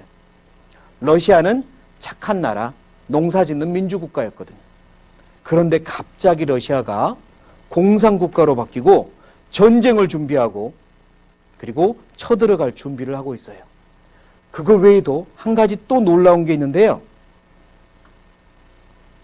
다시 보죠. 자, 주변에 이스라엘을 쳐들어가는 나라 중에 여기 뭐가 있어요? 도갈마 족속. 그 나라는 현재 어떤 나라예요? 터키거든요. 터키라는 나라가 있어요. 터키라는 나라는 어떤 나라냐면, 자, 읽어봅시다. 시작. 형제의 나라 터키. 우리나라랑 형제의 나라라고 불리우고 있어요. 터키는 우리나라랑 형제의 나라래요. 터키와 우리나라는 형제의 나라, 한국과 터키의 더 큰 우정 그랬죠. 터키랑 우리나라는 굉장히 친해요. 그리고 터키는 미국과도 친했어요. 미국과 친했으니까 저 위에 러시아랑은 친했을까요? 안 친했을까요? 당연히 안 친하지. 미국과 친하면 러시아랑 안 친했죠. 터키는요, 러시아랑 안 친했어요. 언제까지 안 친해졌냐면 2년 전까지 안 친했어요. 제가 싱가포르라는 나라에서 선교사로 있었거든요. 그때 몇 명을 데리고 성경 공부를 했어요. 그때 말씀을 들었던 사람 중에 싱가포르 대학교의 교수님이 와서 앉아 있었고 세계 정치를 연구하는 강의하는 교수님이었어요. 그런데 교수님 앞에서 제가 이 말씀을 한 거예요. 그리고 뭐라고 했냐면 터키도 이스라엘을 쳐들어갑니다 그랬어요. 나중에 이 교수님이 나를 찾아왔어요. 한국 사람이었거든요. 찾아와서 뭐라고 하냐면 목사님, 성경이 다 맞는 것 같지만 틀린 것도 있습니다 그래요. 뭐가 틀렸는데요? 터키는 러시아랑 친하지 않습니다. 터키는 안 쳐들어갑니다 그러더라고요. 제가 그 이야기는 그때 사실 처음 들었어요. 그래서 여기저기 조사를 해봤더니 진짜인 거예요. 터키는 러시아랑 친하지가 않아요. 미국하고 친해요. 러시아가 전쟁 일으키면 터키가 같이 전쟁할 리가 없다고요. 10년 전만 해도 그랬어요. 10년 전만 해도. 그래서 제가 할 말이 없었어요. 그런데 2년 전부터 상황이 갑자기 바뀌어요. 2017년부터 상황이 바뀝니다. 터키가 갑자기 자기의 색깔을 변했어요. 어떻게 변했는지 보겠습니다. 이뿐만이 아닙니다. 최근 터키는 러시아로부터 계약액만 약 2조 3천억 원에 달하는 첨단 방공미사일 시스템 S-400을 구매하였습니다. 나토 회원국인 터키가 미국과 서방 관계의 우려와 반대에도 불구하고 러시아제 무기를 구입을 강행한 것 또한 현재 터키의 입장을 정확히 반영하고 있다고 볼 수가 있죠. 여기서 또 주목해야 할 관계는 터키와 이스라엘입니다. 터키는 중동 국가 중에서는 처음으로 이스라엘 국가를 인정했으며 안보 부분에서 서로 긴밀한 협력을 이어온 두 나라였지만 최근 이 관계도 급속도로 얼어붙고 있습니다. 얼마 전에 있었던 성전산 테러와 관련된 터키의 발언과 또 팔레스타인 문제, 쿠르드족의 독립을 두고 이견 차이를 보이고 있으며 서로 대립을 하고 있는 것이죠. 터키의 이러한 변화의 움직임을 우리가 주목해야 하는 이유는 이 모든 것이 성경의 마지막 때에 예언하고 있는 바와 일치하고 있기 때문입니다. 여러분도 아시다시피 에스겔서 38장, 39장은 곡과 마국 전쟁에 대하여 이야기하고 있습니다. 중요한 것은 현재 에스겔 선지자가 예언한 대로 터키와 이란과 러시아가 연합을 이루고 있다는 것입니다. 이러한 연합은 지금까지 없었던 일이었습니다. 서로 상이한 이해관계를 가지고 있는 나라가 연합하는 것을 보며 의문을 가지는 학자들도 있을 정도입니다. 네, 터키가요 갑자기 행동의 변화를 보이더니 러시아한테 딱 붙었어요. 그 전까지만 해도 이스라엘과도 친했고 우리나라랑도 친했고 미국과도 친했는데 갑자기 바꿨어요. 러시아랑 친했습니다. 이제 러시아가 전쟁을 일으키면 터키도 전쟁합니다. 러시아가 이스라엘을 쳐들어가면 터키도 쳐들어가요. 10년 전만 해도 말이 안 됐던 이야기가 지금 준비가 돼버렸어요. 저는 그 교수님 진짜 너무 만나고 싶어. 이야기 해주고 싶거든요. 좀 찾아주세요. 얼굴도 모르고 이름도 몰라요. 좀 찾아주세요. 그러나 그 교수님 이거 알아야 돼. 나한테 와서 의기양양. 그렇지 않다고. 성경은 맞는 것도 있지만 틀린 것도 있다고. 터키는 이스라엘과 친하고 미국과 친하다고. 그러니까 쳐들어가지 않는다고 했는데 바뀌었어요. 터키도 바뀌었어요. 이제 준비 다 끝났어요. 이스라엘을 쳐들어갈 나라들이 다 연합을 했어요.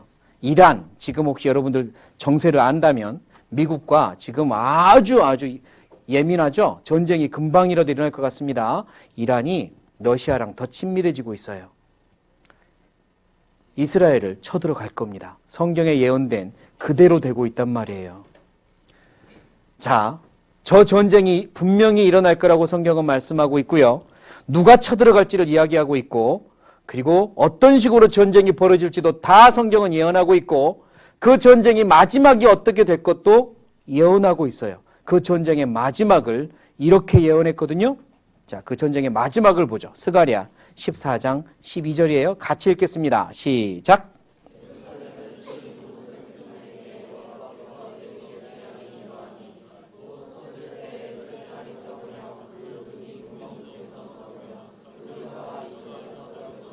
자, 예루살렘은 이스라엘의 수도죠. 이스라엘을 쳐들어가는 그 나라들. 스가랴서는 지금부터 약 2400년 전의 기록이에요. 몇 년 전 기록이요? 2400년 전 기록인데 그때 마지막 전쟁을 지금 예언하고 있는 겁니다. 예루살렘을 친 모든 백성에게 하나님께서 재앙을 내릴 거다. 어떤 재앙이냐면 언제예요? 섰을 때예요? 누웠을 때예요? 섰을 때입니다. 섰다는 거는 살아있다는 말이에요? 죽어있다는 거예요? 살아있다는 거죠. 살아있는데 살이 썩으며 눈이 구멍 속에서 썩으며 혀가 입 속에서 썩는데요. 아니, 살이 썩으면 죽은 다음에 썩는 거잖아요. 살아있는데 어떻게 썩어? 그런데 분명히 뭐라고 했냐면 서 있는데 눈이 구멍 속에서 혀가 입 속에서 썩어버린대요. 그런 일이 가능한가? 2400년 전에 전쟁을 하면 칼이나 창을 가지고 싸웠어요. 상대방을 칼로 몇 번을 찌르면 서 있는데 썩을까? 한 1000번 찌르면 썩을까요? 아니요. 상상도 못해요. 서 있는데 눈이 구멍 속에서 혀가 입 속에서 썩는다는 건 2400년 전에는 상상도 못한 이야기예요. 그러면 이건 뭘까? 전쟁을 연구하는 학자들, 무기를 연구하는 학자들은 딱 한 가지를 이야기해요. 이게 가능한 건 한 가지밖에 없습니다. 사람이 살아서 서 있는데 썩어버리는 건 한 가지밖에 없습니다. 그게 뭐냐? 뭘까요? 이거예요. 꽝 하고 터지면 이렇게 버섯처럼 핵 구름이 올라가고 그리고 핵 방사능이 쫙 퍼지고 그리고 그 방사능에 쇠인 사람들은 방사능에 인체는 어떻게 된다? 썩어 들어간다. 순식간에 썩어버려요. 이렇게 그냥 서 있다가 핵폭탄이 터지면 순식간에 아주 순식간에 이렇게 돼요. 눈이 구멍 속에서 혀가 입 속에서 썩어버려요. 그리고 죽습니다. 이건 핵전쟁이에요. 마지막 전쟁은 핵전쟁이라고 말씀해요. 여기저기서 그동안 모아둔 모든 핵들 각 나라에서 가지고 있는 모든 핵들이 터질 거예요. 핵전쟁으로 끝날 겁니다. 그리고 사람은 서 있는데 순식간에 썩을 거예요. 그게 성경의 예언이에요. 앞으로 일어날 일이에요. 여러분들이 원하든 원하지 않든 성경이 사실이면 이렇게 될 거예요. 여러분이 원하든 원하지 않든 믿든 믿지 않든 하나님이 정말로 계시면 이렇게 될 거예요. 그건 사실이에요. 그리고 이게 사실이라면 여러분이 아무리 눈을 감고 싶고 귀를 막고 싶고 부인하고 싶어도 피할 수는 없어요. 그러니까 중요한 건 이게 사실이냐 사실이 아니냐가 중요한 거예요. 성경은 마지막 때에 큰 전쟁이 일어나고 전 세계는 불로써 심판받을 거라고 말하고 있어요. 베드로후서입니다. 베드로후서 3장. 베드로후서 3장 같이 읽겠습니다. 시작. 그때 세상은 물의 넘침으로 멸망하였으되 이제 하늘과 땅은 그 동일한 말씀으로 불사르기 위하여 간수하신 바 되어 경건치 아니한 사람들의 심판과 멸망의 날까지 보존하여 두신 것이니라. 성경은 하나님은 뭐라고 말씀하냐면 이 세상은 영원히 계속되지 않는다고 말씀해요. 이 세상은 점점점 살기 좋은 세상이 된다고 말씀하지 않았어요. 언젠가 심판으로 끝난다고 말씀해요. 불로써 심판한대요. 그게 하나님 말씀이에요. 이 세상은 끝까지 하나님을 믿지 않는 사람들, 그들과 함께 태워버리려고 준비되고 있다고 말씀해요. 그때 세상은 물의 넘침으로 멸망하였으되 이랬네요. 생각나는 사건 있어요? 물의 넘침으로 멸망한 사건? 노아의 홍수, 방주가 생각나죠? 맞아요. 노아가 살던 시대에 대홍수로 사람들을 심판했어요. 이제 세상은 물이 아니라 불로 심판하기 위해 준비하고 있대요. 아니 이런 말씀을 사람이 어떻게 지어내냐고요. 사람이 어떻게 미래의 일을 이렇게까지 지어낼 수 있냐고. 하나님이니까 가능해요. 그리고 그렇다면 전 세계가 불에 타서 심판받을 때, 전쟁이 일어날 때 하나님 믿는 사람들은 어떻게 할까요? 어떻게 되는 거지? 나는 어떻게 되는 거지? 그때 하나님 믿는 사람들은 어떻게 되는 거지? 저렇게 표를 받으라고 할 때, 오른손이나 이마에 표를 받으라고 할 때 하나님 믿는 사람들은 어떻게 해야 되는 걸까? 궁금하죠? 궁금하지 않아요? 자, 궁금하다고 말합시다. 궁금하죠? 네, 좋아요. 쉬었다가 하겠습니다. 10분 쉬었다가 계속하겠습니다. 자, 우리 1시간만 더 집중해서 들어봅시다. 앞으로 어떤 일이 벌어질 것인지 성경에 예수님이 하신 또 다른 자세한 예언들을 살펴볼 거예요.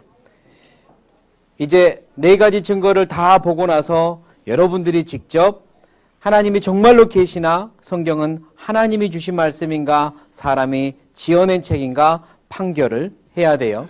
이제 정신 똑바로 차리고 마지막 증거까지 잘 들어주세요. 아까 하나님께서는 이 세상을 불로써 심판한다고 말씀하셨고 그리고 노아의 때와 같이 그때 세상은 물의 넘침으로 멸망하였으되 이제는 불사르기 위하여 간수하신 바 됐다라고 말씀했어요. 그러면 하나님을 믿는 사람들은 어떻게 될까요? 그것에 대한 힌트가 바로 노아의 홍수 사건이에요. 이 사건을 잘 생각해 보면 하나님 믿는 사람들은 어떻게 되는지를 알 수 있어요. 자, 잘 생각해 봅시다. 세상을 물로 심판할 때 노아와 그의 가족들, 그들은 같이 물로 심판받았어요? 아니면 그 전에 먼저 보호받았어요? 보호받았죠. 먼저 노아와 그의 가족들은 하나님이 방주에 태워 보호한 다음에 그 다음에 비로소 물로서 심판을 시작하셨어요. 마찬가지예요. 이 세상을 불로 심판하시기 전에 하나님을 믿는 거듭난 그리스도인들은 보호하세요. 먼저 구별하세요. 먼저 안전한 곳으로 이동시키세요. 그 후에 세상을 심판하기 시작해요. 그걸 위하여 예수님이 약속하신 게 있어요. 뭘 약속했느냐? 내가 다시 오겠다 그러신 거예요. 뭐라고 약속했다고요? 내가 다시 오겠다 그랬어요. 어저께 제가 말씀드렸죠. 예수님은 4대 성인이 되면 안 된다고. 왜냐? 그분은 너무 이상한 말들을 많이 했다고.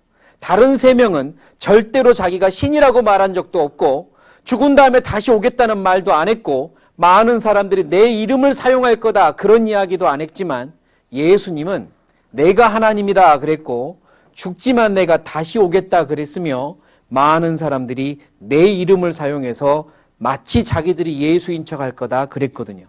그러니까 예수님은 4대 성인에 포함시키면 안 돼요. 진짜 하나님이거나 아니면 광인이거나 둘 중에 하나예요. 미친 사람이거나 둘 중에 하나라고. 그런데 예수님은요, 내가 다시 오겠다 그랬어요. 그러면 왜 다시 온다고 했냐고. 왜? 무엇 때문에? 바로 이걸 위해서 오신다고 그랬어요. 제가 읽어볼게요. 홍수가 나서 저희를 다 멸하기까지 깨닫지 못하였으니 인자, 예수님 항상 자기를 인자라 그랬거든요. 인자의 임함, 다시 오는 것도 이와 같으리라. 세상을 홍수로 심판할 때 노아는 배에 태운 것처럼 세상을 물로 심판할 때 예수님이 먼저 오셔요. 무엇을 위해 오시냐? 40절 같이 읽겠습니다. 그때에 두 사람이 밭에 있음에 하나는 데려감을 당하고 하나는 버려둠을 당할 것이요 두 여자가 매를 갈고 있음에 하나는 데려감을 당하고 하나는 버려둠을 당할 것이니라. 이래서 온대요. 그걸 위해 온대요. 세상을 심판하기 전에 하나는 데려가려고 오신대요. 하나는 버려두려고 오신대요. 두 여자가 매를 갈고 있음에 음식 준비하고 있을 때 거듭난 그리스도인들은 데려간대요. 동시에 일어납니다. 두 남자가 일을 하고 있다가 하나는 거듭난 그리스도인은 데려간대요. 또 다른 말씀에선 두 사람이 잠을 자고 있다가 하나는 데려간대요. 전 지구적으로 동시에 일어나요. 예수님이 데려가려고 오세요. 안전하게 먼저 이동시키려고 오세요. 예수님이 진짜로 하나님 그분이라면 이 말씀도 사실이에요. 그러나 예수님 그 사람이 광인이라면 이 말 역시 광인의 말이죠. 미친 말이죠. 여러분이 판단하셔야 돼요. 둘 중에 하나거든요. 사실이거나 정말 정신 나간 이야기거나. 예수님이 다시 오신대요. 거듭난 그리스도인들을 데려가려고 오신대요. 이게 바로 제가 말한 이방인의 때가 끝났다는 그 사건이에요. 전 세계적으로 일어나는 그 사건이에요. 전 세계에서 하나님을 진심으로 믿었던 리얼 크리스찬 진짜로 거듭난 그리스도인들이 사라질 거예요. 이 세상에서 안전한 곳으로 이동하니까 사라질 거예요. 그걸 성경에서는 들림이라고 말합니다. 뭐라고요? 잘 들려요? 다시 따라합니다. 들림. 들려 올라간다. 그래서 들림 그래요. 들려 올라간다. 중국말로는 끌어올라간다. 그래서 따라하시죠. 휴거라 그래요. 영어로는 환희의 순간이다. 그래서 rapture 그래요. 따라하시죠. rapture. 환희의 순간, rapture라 그래요. 다 똑같은 말이에요. 들려 올라간대요. 예수님이 오실 때 거듭난 그리스도인들은 먼저 전 세계적으로 사라질 거예요. 그러니까 전 세계가 혼란에 빠지게 되는 거죠. 많은 사람들이요. 에이 말도 안 돼 그래요. 말도 안 돼. 어떻게 사람들이 한꺼번에 싹 사라지냐. 에이 그런 말도 안 되는 이야기가 어딨어. 그런단 말이에요. 잘 생각해 봐요. 하나님이 정말로 창조주라면 또 따라하시죠. 창조주 하나님. 정말로 하나님이 창조주라면 그건 일도 아니에요. 식은 죽 먹기죠. 이렇게 생각해 봐요. 자, 화분이 보이세요? 이 화분을 제가 들고 여기저기 옮길 수 있다고 하죠. 들고 움직이고 여기저기 마음껏 가지고 다닐 수 있는 그런 화분이에요. 제가 그만큼 힘이 있어요. 예를 듭니다. 제가 이 화분을 들고 움직일 수 있어요. 그렇다면 질문. 여기 있는 꽃잎들 중에 제가 마음에 드는 것들을 따가지고 바구니에 따서 들 수 있을까요? 그건 무거워서 안 될까요? 당연하죠. 이 화분을 들고 여기저기 움직인다면 꽃잎들 몇 개 따가지고 움직이는 거야. 일도 아니죠. 식은 죽 먹기예요. 그렇다면 하나님은 어떨까요? 우주 만물을 창조하고 우주 만물을 지금도 잡고 움직이시는 분이에요. 우리가 살고 있는 이 지구 덩어리도 잡고 움직이고 있는 분이고 태양계와 은하계와 그리고 대우주를 잡고 움직이는 분이 하나님이에요. 그 하나님께서 이 지구 안에 살고 있는 사람들, 그 중에서 거듭난 그리스도인들을 불러가지고 데려가는 게 어려울까요? 창조주 하나님이면 어려운 거 아니죠. 우주 만물을 창조하신 분이면 그건 어려운 거 아니에요. 아주 쉬운 일이죠. 예수님이 다시 오세요. 왜 오냐? 거듭난 그리스도인들을 데려가려고 오셔요. 그때 전 세계적으로 큰 충격에 빠질 거예요. 왜냐하면 사람들이 사라지니까. 사랑했던 사람들이 없어지니까. 운전하던 사람이 사라져서 차 사고가 나고 비행기에서 기장이 사라져서 폭발이 일어나고 별의별 일들이 많이 있을 거예요. 전 세계가 혼란에 빠지겠죠. 그때 여러분들 남아있으면 안 돼요. 왜냐하면 그게 이방인의 때가 끝났다는 신호고 더 이상 나에게 복음을 알려줄 사람이 한 명도 없다는 이야기니까. 복음을 알려줄 사람이 없으니까 더 이상 구원받을 기회도 없는 거예요. 거듭난 그리스도인들만 사라집니다. 교회 다닌 사람들이 사라지는 거 아니에요. 예수님을 통해서 진정 거듭난 구원받은 그리스도인들이 사라져요. 나는 어떻게 될 것 같아요? 나는 생각해 보셔야 돼요. 내 양심이 아니까 내 양심에다가 노크하고 물어보셔야 돼요. 넌 정말 거듭났냐? 정말 거듭났냐? 라고 물어보셔야 돼요. 왜냐? 이 사건은 실제로 있을 거니까. 이 사건을 영화로 만들었어요. 그래서 영화의 일부 장면만 잠깐 보겠습니다.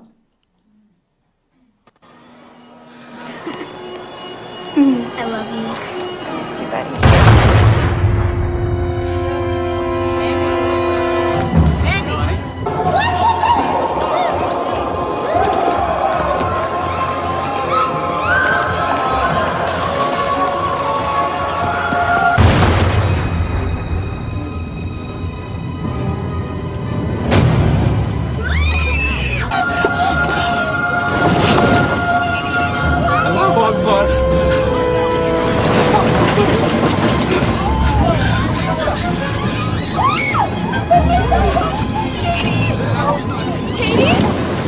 Please sit down. My daughter? Have you seen her? I don't know where she is.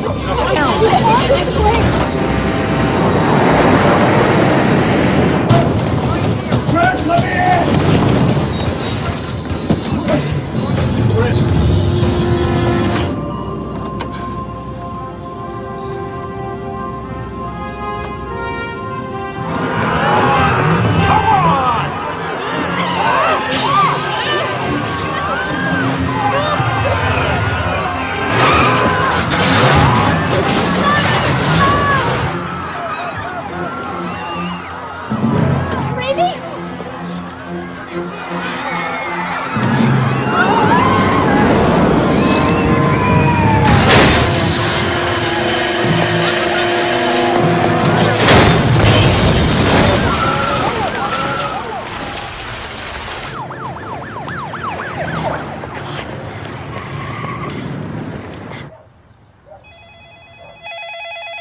Hi, this is the Steele household. Please leave your name and number. Mom? Mom, please pick up the phone. I don't know what's going on.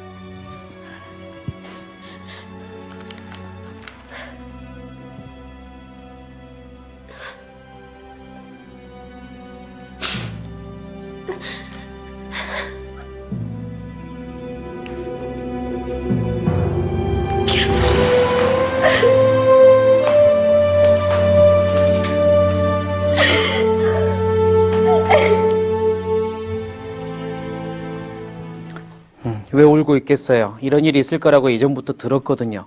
먼저 거듭난 엄마 아빠가 이야기를 해줬었거든요. 그런데 끝까지 자기는 필요 없다고 했었던 거예요.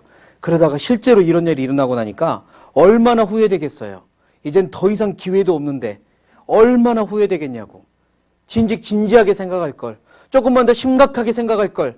이런 일이 실제로 벌어지다니 이제는 더 이상 기회 없어요. 성경책을 100번 읽어도 안 돼요. 왜? 참된 복음을 하나님이 깨닫게 안 해주세요. 이제는 없어요, 기회가. 그 시대에 많은 그리스도인들이 사라지고 전 세계적으로 혼란이 빠질 때 제 상상입니다. 어차피 미래 일이니까 상상할 수밖에 없죠. 상상입니다. 방송국에서요, 대형 교회 목사님들이 나타나서 아마 여러분들을 설득할 거예요. 여러분, 이거는 성경에서 말하는 들림, 휴거가 아닙니다. 왜 아니냐고요? 내가 여기 이렇게 있잖아요. 이렇게 말할 거예요. 대형 교회, 많은 유명하다는 목사들 남아있을 거예요. 왜? 구원받지 않은 사람들이 있으니까, 많이 있으니까. 그들이 설득할 거예요. 이거는 그거 아닙니다. 그거 아닙니다. 여러분 고정하세요.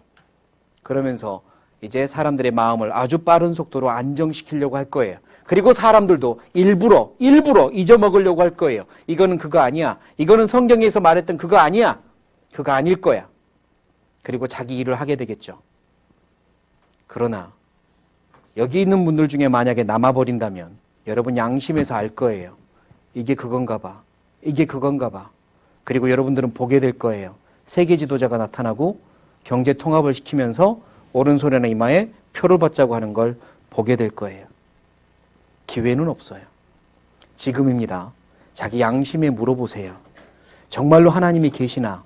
성경이 사실인가? 이걸 내가 부인할 수 있나? 그리고 성경이 정말 사실이라면, 하나님이 계신다면 나는 정말 거듭났나? 천국에 갈 확신이 있나? 양심에 물어보세요. 이번이 그런 기회가 돼야 돼요. 하나님을 알고 있는 것과 하나님을 아는 것처럼 사는 건 다릅니다. 나는 어떻게 살고 있나? 좀 돌아보세요. 예수님이 분명히 다시 오신다 그랬어요. 그리고 저희를 실현시킬 거예요. 많은 사람들이 사라지는 날이 분명히 옵니다. 그때 같이 예수님께 가야 돼요. 남아있으면 안 됩니다, 여러분. 성경을 농담으로 여기지 마세요. 농담으로 여길 게 있고 농담으로 여기서는 안 되는 게 있어요. 잘 판단하세요. 예수님이 다시 오신다고 하니까요, 예수님을 따르던 제자들이 궁금한 게 있었어요. 예수님, 언제 다시 오시는데요? 이렇게 물어봅니다. 예수님, 언제 다시 오시는데요? 그리고 예수님이 다시 오시기 전에, 예수님이 오실 때가 됐구나라고 하는 징조 같은 거 있습니까? 이렇게 물어봐요. 왜 징조를 물어보냐면, 징조를 알면 미리 준비할 수 있으니까. 아까 제가 처음 보여드렸던 뉴스 기억해 보세요. 차가 사고가 났고 큰 폭발이 일어났는데 한 숙련된 소방관이 3분 전에 대피를 시켰어요. 왜? 징조가 있었거든요. 대폭발이 일어날 징조가 있으니까 대피를 시켰고 다 살아남았잖아요. 그래서 제자들이 물어본 거예요. 예수님이 다시 오시기 전에 징조 같은 게 있습니까? 그래서 예수님이 친절하게 가르쳐 주세요. 왜 가르쳐 주시냐면 징조가 있으니까 대비하라고. 자, 이제 예수님이 어떤 말을 했는가 볼 겁니다. 이게 사실이면, 이 말대로 되고 있다면 예수님은 절대로 정신이 이상한 사람이 아니라 하나님인 거예요. 여러분이 판단하십시오. 자, 제가 읽겠습니다. 예수께서 감람산 위에 앉으셨을 때에 제자들이 종용이 와서 가로되 우리에게 이루소서 어느 때에 이런 일이 있겠사오며, 노란 부분 같이 읽겠습니다. 주의 임하심과 세상 끝에는 무슨 징조가 있사오리까? 예수님이 다시 오실 때, 그리고 마지막 그때 징조 같은 게 있습니까? 물어봐요. 예수님이 대답해 주십니다. 자, 예수님의 대답들이에요. 첫 번째 징조입니다. 같이 읽겠습니다. 많은 사람이 내 이름으로 와서 이르되 나는 그리스도라 하여 많은 사람을 미혹케 하리라. 이게 첫 번째예요. 예수님이요, 많은 사람이 내 이름으로 내가 그리스도다 이렇게 말할 거다 그랬어요. 어제도 설명했지만 이 말이 너무 우스운 말이에요. 그 당시 예수님은 아주 조그만한 지역에서만 활동했기 때문에 최고의 인기를 누렸던 사람이 아니에요. 그 나라 밖만 넘어가도 예수님을 아는 사람이 없어요. 그리고 그가 죽을 때는 그를 따랐던 제자들까지도 다 배신하고 혼자 있었어요. 거의 혼자 있었어요. 그렇게 외롭게 죽어간 사람을 누가 좋다고 내 이름은 예수로 할래, 내 아들 이름은 예수로 할래 이러겠냐고. 여러분들이 알고 있는 최고의 사형수 혹시 누구 알고 있을까? 예, 됐어요? 예, 모를 것 같아요. 아무튼 예를 들면 최고의 사형수가 있다고 하죠. 뉴스에 나왔어. 야, 이 사람은 너무너무 이렇게 나쁜 일을 많이 했고 그래서 사형 판결을 받았대.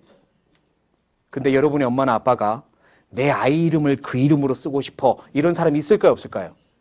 없죠. 말도 안 되잖아요. 그러니까 예수님이 많은 사람이 내 이름을 사용할 거다. 이렇게 말한 건 주변에 있는 사람들한테는 되게 이상한 말이라고요. 예수님이 십자가에서 죽었어요. 비참하게 죽었어요. 죄인으로 죽었어요. 그 모습을 보면서 누가 아이고 예수라는 이름을 자기 아들한테 붙이겠다 이런 말을 하겠냐고요. 예수님은 그러나 첫 번째 징조로 말했어요. 많은 사람이 예수라는 이름을 사용하며 자기가 예수인 척 할 거다 이랬어요. 그게 첫 번째입니다. 두 번째, 민족이 민족을, 나라가 나라를 대적하여 일어나겠고 처처에 곳곳마다 무엇과 기근과 또 무엇이 지진이 있으리니 이 모든 것이 무엇이라? 재난의 시작이라. 처처에 지진과 기근과 또 무엇이 있겠대요? 온역은 전염병입니다. 기근은 굶주리는 거예요. 굶주림과 가뭄과 전염병이 있겠고 무서운 일과 곳곳에서 생각지 못했던 무서운 일들이 터져요. 많은 테러와 같은 살인사건들 또 생각지 못했던 자연현상들이 있을 거예요. 하늘로서 큰 징조들이 있으리라 그랬어요. 자, 이게 예수님이 말한 징조들입니다. 우리 눈앞에 지금 얼마나 이루어지고 있나 볼게요. 예수님은 이렇게 죽었어요. 너무나도 비참한 죄인으로 죽었어요. 십자가에서 죽는다는 말은 제일 큰 죄인이다라는 의미예요. 저렇게 죽은 사람을 누가 그 이름을 따서 자식들에게 붙이겠냐고. 누가 내가 예수다라고 말하고 싶겠냐고요. 그런데 지금 전 세계적으로 내가 예수다라고 하는 사람들이 굉장히 많이 늘어나고 있고 또 예수님 하며 따르는 사람들이 많아지고 있어요. 그게 심각한 겁니다. 브라질, 자 보세요. 내가 예수다 이러고 있고 따르는 선녀들이 많아요. 이렇게. 아프리카, 내가 예수요 하고 랩하는 사람, 이 래퍼입니다. 근데요, 이 사람의 다른 곳마다 예 이러고 요 이러는데요. 예수님하고 따라다니 아프리카에 예수님이 나타났어요. 미국에서 한 목사가요, 어느 날 TV에서 인터뷰하다가 갑자기 선언해요. 내가 예수입니다. 그랬더니 사람들이 막 따르기 시작했어요. 말도 안 되는 일이야. 러시아, 가장 예수님 비슷한 우리 이미지가 러시아, 공산국가 러시아에도 예수가 나타났어요. 호주에는 신세대 예수가 나타났어요. 유튜브 예수입니다. 이 사람 유튜버예요. 오직 유튜브에서만 활동해요. I'm Jesus 이러고 다닙니다. 그런데 따라요. 제일 성공한 예수는 필리핀에 있어요. 제일 성공했어요. 돈이 얼마나 많은지 몰라요. 개인, 이거 뭐라고 하죠? 전용 비행기 타고 다니면서 하나님이 시간 아끼라고 주셨다고 말하고 다녀요. 아무튼 제일 성공했어요. 수없이 많은 예수들이요, 전 세계적으로 있습니다. 우리나라는 어떨까요? 자랑스러운 우리나라는 지금까지 하나님과 예수님을 많이 배출했어요. 하나님의 20명, 재림 예수가 50명 더 있어요. 자랑스럽죠. 전 세계적으로 예수 하나님들이 얼마나 많은지 몰라요. 더 늘어나고 있어요. 예수님이 죽을 때만 해도 상상도 못했던 일이에요. 누가 예수라고 하겠냐. 그러나 지금 그래요. 곳곳에 나라와 나라가, 민족과 민족이 전쟁이 일어날 거라고 했죠? 우리가 모르는 사이에 전 세계 160군데 이상에서 전쟁이 지금도 일어나고 있어요. 이 빨간 점들은 다 전쟁 중인 지역이에요. 평화로운 시대가 아니라 전쟁이 늘어납니다. 그것도 민족끼리, 종족끼리. 그리고 기근이라고 그랬죠. 기근은 굶주림, 가뭄이거든요. 우리나라는요, 글쎄 여러분들이 태어날 때만 해도 우리나라는 물 부족 국가가 아니었어요. 우리나라처럼 금수강산 이러면서 물이 많은, 물이 좋은 나라는 드물었어요. 우리나라는. 그래서 물 걱정은 안 했거든요. 그런데 웬걸 최근 들어서 가뭄이요, 이제 쫙 찾아오니까 우리나라도 물 걱정을 해요. 우리나라가 물 걱정을 할 정도면 다른 나라는 어떨까요? 다른 나라는 지금 물 때문에 큰일입니다. 가뭄이 계속 늘어나고 있어요. 계속해서 가뭄은 늘어나지, 인구는 점점 많아지지, 그러니까 굶주린 사람도 많아지지, 이 15억이 굶주리고 기근이 늘어나고 있어요. 자, 이게 생각을 해볼 부분인데 과학이 발달하면서요. 품종 개량이라고 해서 무슨 말인지 알겠죠? 품종 개량이라고 해서 옥수수든 벼든 감자든 식량들을 좋은 품종으로 계속 만들어요. 병충해에도 이기고 어지간한 가뭄도 이기는 그런 품종을 만들어서 계속 보급한다고요. 그러니까 사람들이 어떻게 생각했냐면 굶주리는 사람이 없어질 거라 생각했어요. 이렇게 좋은 품종의 곡식들을 전 세계에서 재배하면 굶주리는 사람 없을 거야 하고 신나했다고. 그런데 웬걸 굶주리는 사람들이 늘어나네. 성경은 분명히 처처에 기근이 늘어날 거라 했거든요. 왜 늘어날까요? 오해하지 마세요. 하나님이 그렇게 만든 건 아니에요. 하나님은 미리 미래를 아시니까 그렇게 예언하신 거예요. 왜 기근이 늘어나냐면 사람들의 이기심 때문에 늘어나요. 사람들의 죄 때문에 굶주리는 사람들이 늘어나요. 실제로 전 세계의 식량을 다 합한 다음에 굶주린 사람들한테 나눠주면 남아요. 굶주리지 않습니다. 전 세계 남아도는 식량 합해가지고 나눠줘 버리면 안 굶주려도 돼요. 지금 그 정도 됩니다. 그런데 왜 굶주리냐면 가진 사람들이 안 나눠주기 때문이에요. 풍년이 들면 그 풍년된 식량을 가난한 사람들에게, 없는 사람들에게, 굶주린 사람들에게 나눠주면 되는데 그게 아니라 바다에 가서 빠쳐서 없애버려요. 왜? 그래야 가격이 싸지지 않으니까. 그래야 팔 수 있으니까. 가진 사람들이 자기 욕심 때문에 굶주린 사람들은 늘어납니다. 나무나 기타 등등 자연을 파괴하고 왜? 자기 이기심 때문에. 그래서 가뭄이 늘어나요. 하나님이 그렇게 만든 거 아닙니다. 아프리카에 굶주린 그 아이들을 보면서 하나님 원망하지 마세요. 하나님이 저렇게 한 거야. 하나님이 살아있으면 왜 저래? 그런 말 하지 마세요. 사람들의 죄가 그렇게 한 거고 하나님은 그걸 보고 예언하신 거고 안타까워하고 계셔요.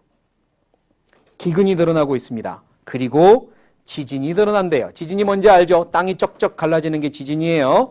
전 세계적으로 지진은 점점 늘어납니다. 우리나라는 지진 안전지대라고 배웠는데 그렇지 않아요. 우리나라도 점점 지진이 많아지고 있어요. 자, 이게 지진의 횟수, 빈도 그래프예요. 예전에는 몇 번 일어나지 않았던 큰 지진들이 지금은 이렇게 엄청나게 많이 일어나고 있어요. 예전에는 몇 번 일어나지 않았는데 지금은 엄청나게 많이 일어나고 있어요. 이게 문제예요. 지진은 옛날에도 있었잖아요. 옛날에도 다 있었는데 왜 그렇게까지 예민하세요? 이렇게 말하는 사람이 있더라고요. 지진은 옛날에도 있었잖아요. 그래요. 조금만 생각해보면 그 생각이 틀린 거라는 걸 알 수 있어요. 예를 들어보죠. 여러분들 시험 기간에 공부 좀 했어요. 오랜만에 공부 좀 했더니 세수하는데 코피가 나요. 그런 적 있어요? 없어요? 건강하구나. 자, 오랜만에 공부 좀 했더니 코피가 나요. 기분 좋아요? 안 좋아요? 안 좋아요? 그렇구나. 자, 오랜만에 공부 좀 했더니 코피 나면 공부 좀 했네 이러고 살짝 기분 좋고요. 엄마한테 가서 이야기도 해요. 엄마 나 공부 너무 열심히 했나 봐. 코피 나 이러잖아요. 예, 한 번씩 나면 기분 좋아할 수도 있어요. 그런데 코피가 일주일에 한 번씩 터져요. 자, 이제 어떡할 거야? 기분 좋아 이럴까요? 아니에요. 일주일에 한 번씩 터지면 왠지 기분이 찝찝해요. 엄마 나 어떡해? 코피가 일주일에 한 번씩 나. 아마 이 정도 될 거예요. 그러면 병원을 가자 이럴 수도 있죠. 이번엔 매일 아침마다 코피가 터져요. 이제 어때요? 이제 무섭죠? 1시간에 한 번씩 터져요. 그러면요. 이제 겁나 이제 유서 써야 될지도 몰라. 아무튼 막 겁이 날 거야. 그런데 만약에 1시간에 한 번씩 코피가 나는데 그 친구가 이렇게 말해요. 에이, 코피는 옛날에도 났는데 괜찮아. 정상이에요, 비정상이에요? 비정상이잖아. 지진이 그래요. 옛날에도 났어요. 분명히 옛날에도 났죠. 지금은 얼마나 많이 일어나냐가 문제예요. 얼마나 많이, 얼마나 크게 일어나냐가 문제잖아요. 갑자기 많아졌어요. 갑자기 크게 일어나요. 그런데도 문제가 안 돼요? 그런데도 옛날에도 있었잖아 이렇게 넘어가는 거예요? 그게 비정상이에요. 그게 고집이에요. 예수님은 말씀하셨습니다. 처처의 기근이 많아질 거래요. 지금 갑자기 지진이 많아져요. 지진이 많아지면 지질이 불안정해지니까 화산이 폭발해요. 화산이 폭발해서 지금도 필리핀에는 화산이 폭발했고 지금도 극장마다 백두산이 폭발하고 있어요. 금방 어떻게 될지 몰라. 지진이 많아지니까 불안한 거예요. 게다가 온역이라 그랬어요. 온역이 뭐예요? 온역이 세 글자로 전염병, 온역인데요. 1969년에 지금부터 50년 전에 1969년에 의사학회에서 이런 발표를 해요. 같이 읽어보죠. 지금은 전염병의 책장을 덮을 시간입니다. 역병에 대한 전쟁은 이제 끝이 났습니다. 그랬어요. 전쟁을 이겼대요, 졌대요? 이겼대요. 의사들이 뭐라고 발표했냐면 역병은 전염병인데 전염병을 이겼습니다 라고 50년 전에 발표했어요. 더 이상 전염병 때문에 걱정하지 마세요 그랬어요. 그 시대에 있었던 전염병에 대한 약을 다 찾아냈고 이제 걱정하지 말라 그랬어요. 50년 전에. 그러니까 50년 전에 저 발표를 보고 나서 성경을 보니 예수님은 처처에 지진과 기근과 전염병과 그랬는데 에이 성경 틀렸네. 성경 틀렸네. 전염병은 이제 지워야지. 이럴 수도 있잖아요. 웬걸 성경 틀리지 않았어요. 그 후로 어떤 일이 벌어졌나 영상을 보겠습니다.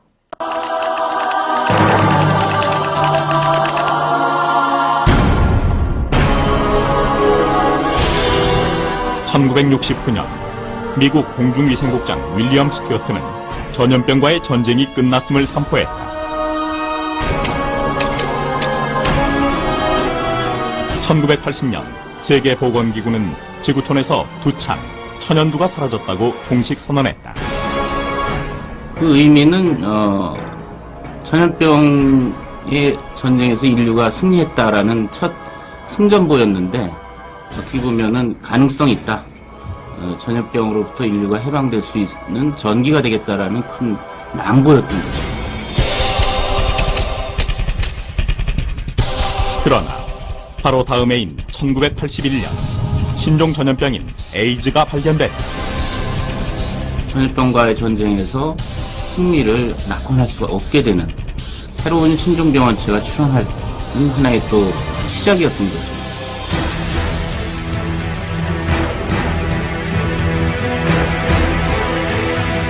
그 후 30여 년, 30여 종의 신종 전염병이 출현했다.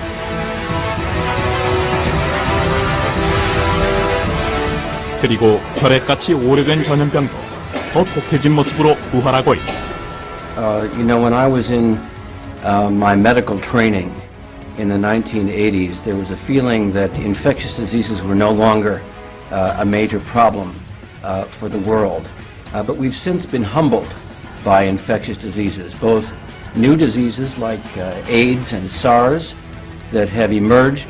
지금도 많은 그 전염병들이 새로 발생하고 아니면 기존에 있던 전염병들이 변하면서 우리를 계속 지속적으로 괴롭히고 항생제나 백신 같은 것들이 안 듣는 그런 예성균들이 자꾸 나오게 되는 거죠.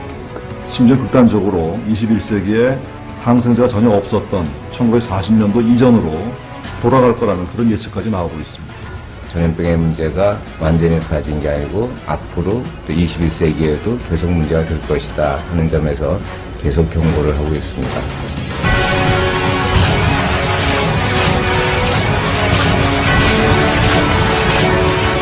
바야흐로 전염병의 역습이 시작되고 있다. 네, 전염병을 잡았다고 생각했는데 착각이었어요. 생각지 못했던 전염병이 쭉 나오는데 지금도 여기저기서 전염병, 신종 전염병들이 나와요. 그런데 대부분의 전염병이 이제 어디서 오냐면 어디서 온대요? 동물에게서 오고 있어요. 이러니까 약이 없어요. 예상도 못해요. 동물들에게서 전염병이 계속 옮겨와요. 아니, 돼지가 걸리는 감기 때문에 사람이 고생할 줄 어떻게 알았어요? 조류독감이 올 줄 어떻게 알았어? 뭐 낙타 때문에 사람들이 죽어날 줄 어떻게 알았어요? 동물들에게서 전염병이 와요. 그러니까 우리는 다음에 출현할 전염병에 대비가 되어 있는가? 대비 안 되어 있어요. 미래의 일이니까 저는 또 이런 상상을 해보는데요. 하나님의 이 세상을 보니까 점점 하나님이 원하지 않는 방향으로 많이 가고 있어요. 계속 말씀드리지만 사람은 짐승과 다르거든요. 사람은 영혼이 있기 때문에 존귀한 존재예요. 하나님이 사람을 짐승과 똑같이 만들지 않았어요. 만약에 진화가 사실이고 그래서 사람이나 개나 원숭이나 물고기나 똑같은 그런 과정에서 나온 생명체라면 똑같이 취급해도 돼요. 하지만 하나님은 사람과 동물은 완전 다르다고 하시거든요. 그런데 요즘 세상이 어떠냐? 하나님이 원치 않는 길이 곳으로 가고 있어요. 무슨 이야기냐? 사람들이 집에서 키우는 동물들을 사람보다 더 중요하게 여기는 세상이에요. 집에서 키우는 동물들을 뭐라고 부르죠? 애완동물. 요즘은 애완동물이라고 하면은 맞는다던데. 반려동물 그러죠. 반려동물. 자, 반려동물을 키우는 사람들은 뭐라고 불러요? 네? 주인이라 그래요? 집사 좋고 또 요즘 나온 이야기가 반려인이라 그래요. 반려인. 동물과 함께 살아가는 반려인. 자, 이제 점점 동물과 사람이 비슷해지고 있어요. 그런데 문제는요. 그건 하나님 뜻이 아니거든. 왜 하나님 뜻이 아니냐? 사람이 더 존귀하거든요. 여러분께 한번 질문해 볼게요. 홍수가 났어요. 비가 많이 내려서 홍수가 났어요. 집 앞에 우리 집에서 키우는, 자, 여러분 집에 강아지 한 마리씩 있다고 하겠습니다. 우리 집 강아지 초코라고 하죠. 우리 집 강아지 초코가 떠내려가요.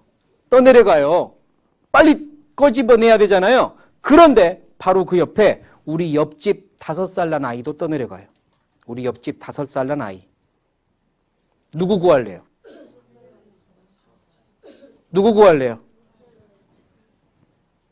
고민돼요? 지금 고민할 시간 없어. 빨리 한 명만 구해야 돼. 하나만. 개를 구할래요? 옆집 아이 구할래요? 자, 옆집 아이가 아니라 모르는 아이라고 하겠습니다. 모르는 아이예요. 우리 집 강아지랑 모르는 아이랑 떠내려가요. 누구 구할래요? 고민한다니까요. 옛날에는 고민할 것도 아니었는데 이제 고민해요. 왜? 사람보다 동물이 더 귀해지고 있는 시대니까. 그런데 이게 지나치면 하나님이 절대로 그만둘 수는 없어요. 가만히 둘 수 없어요. 왜? 사람이 훨씬 존귀하거든요. 사람 속엔 영혼이 있거든요. 영원히 살아야 되는 영혼이 있어요. 그런데 사람을 짐승과 똑같이 생각하는 이 시대를 하나님이 더 참아볼 수는 없어요. 그런데 만약 하나님이 거기에 대해서 벌을 내린다면 어떻게 하면 되냐면 강아지나 고양이로부터 전염병이 생기게 만들면 돼요. 강아지나 고양이로부터 전염병이 사람한테 옮기고 그게 사람 목숨에 치명적이게 만들어버리면 그러면 전 세계가 난리가 나요. 뉴스에서 그러겠죠? 여러분 안타깝지만 각 집에 있는 모든 강아지와 고양이는 살처분을 해야 됩니다. 다 보내십시오. 다 내놓으십시오. 한 마리라도 숨기고 있다간 징역을 처하겠습니다. 이렇게 나온단 말이에요. 그럼 어떻게 할 것 같아요? 숨겨야 되나? 이제 여러분들 눈앞에서 내 강아지들이 고양이들이 죽어가는 걸 봐야 돼요. 그런 일이 있을 수도 있어요. 있을 수도. 전염병은 앞으로도 계속 일어나니까 한번 지켜봅시다. 근데 그런 일은 없으면 좋겠죠. 그러니까 제발 이 세상이 자기들이 키우는 반려동물보다 사람을 중요하게 생각했으면 좋겠어요. 여하튼 원역은 계속될 거예요. 마지막 치료제 마저 안 들어요. 이런 일이 실제로 일어나요. 사람들이 마스크를 쓰고 다니는 날이 올 거라고는 여러분 태어날 땐 상상도 못했어요. 그리고 무서운 일이라 그랬는데 다른 번역 성경으로는 테러라고 돼 있어요.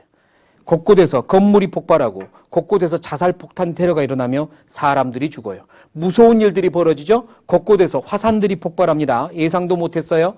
요한계시록에는 마지막 때가 되면 하늘이 까맣게 변한대요. 화산이 폭발하고 화산재가 덮어버리면 하늘이 까매집니다. 세계 지도에서 형광빛으로 빛나는 저 점들이 뭘까요? 화산입니다. 폭발을 준비하고 있는 화산들이에요. 화산들이 이렇게 많아요. 이거 터지면 큰일 나겠죠. 근데 다 놀랍게도 지진대랑 일치해요. 지진이 벌어지면 화산도 폭발할 겁니다. 또 점점 갈수록요, 우리가 생각하지 못했던 일들이 벌어져요. 지진이 일어나면 이제 땅이 조금씩 흔들리거든요. 옛날에는 이런 일이 많지 않았는데 땅이 늘 조금씩 흔들려요. 조금씩 흔들립니다. 그러면 어떤 일이 벌어지냐면 땅 지하에 있는 물들이 흙과 섞여요. 흔들리니까 점점 섞이겠죠? 그러면 땅 지면이 죽처럼 돼요. 물처럼 됩니다. 그걸 토양 액상화 현상이라 그러는데요. 잠깐 보시죠. 소리는 잘 안 들리고 밑에 자막을 보세요.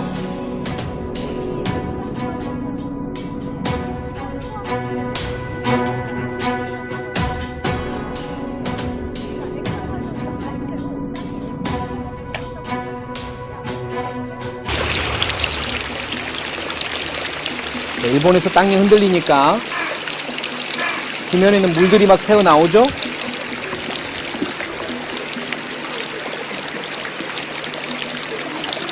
그리고 땅이 죽처럼 변하면서 이렇게 흔들립니다.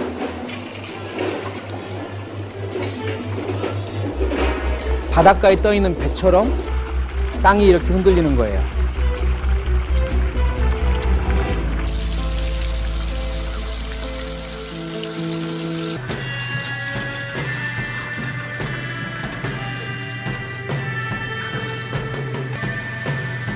땅이 흔들리면서 차가 그렇게 속으로 들어가 버린 거죠.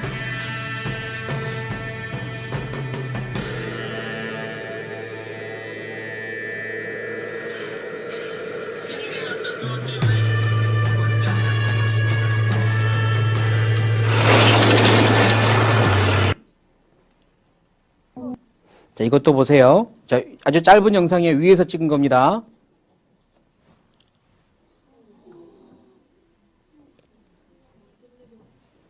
자, 인도네시아에서 일어난 일인데요. 이 점들은 다 주택들이에요. 주택들이 마치 무슨 죽처럼 흘러내려 버리죠. 이게 액상화예요. 옛날에는 지진이 일어나면 그냥 쩍쩍 갈라졌는데 지금은 흔들려요. 아주 조금씩 계속 흔들립니다. 그러다 보니까 물과 섞여요. 그리고 죽처럼 흘러내려요. 앞으로 어떤 일이 벌어질지 몰라요. 무서운 일들은 계속 일어날 겁니다. 처처에 기근과 지진이 그리고 무서운 일들이 벌어질 거예요. 성경 말씀은 이렇게 예언했거든요. 같이 읽겠습니다. 땅이 깨어지고 깨어지며 땅이 갈라지고 땅이 흔들리고 흔들리며 땅이 취한 자같이 비틀비틀하며 침망같이 흔들리며 그 위에 죄악이 중함으로 떨어지고 다시 일지 못하리라. 예, 침망 알죠? 나무와 나무 사이에 이렇게 놓은 해먹 같은 걸 침망이라 그러죠?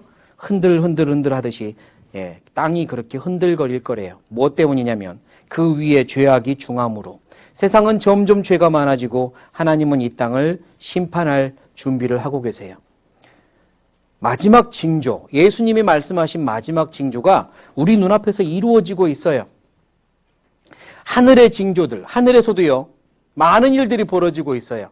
요한계시록에 보면 마지막 때 저 경제 통합을 하고 마지막 전쟁이 일어날 때 하늘에서 별들이요 마치 바람 부는 날 나무 열매들이 후두두둑 떨어지듯이 하늘에서 별들이 그렇게 떨어진다 그랬거든요. 저 떠 있는 별들은 지구랑 굉장히 멀고 사실 이렇게 떨어질 일이 없는데 별들이 떨어지는 건 뭘까? 일단 많은 소행성들이요 지구를 향해서 지금도 막 달려옵니다. 그리고 추락도 했어요. 소행성들이 지구를 향해 떨어질 수도 있고 더 사실은 위급한 건 이거예요. 뭐가 보이죠? 이게 우주 쓰레기예요.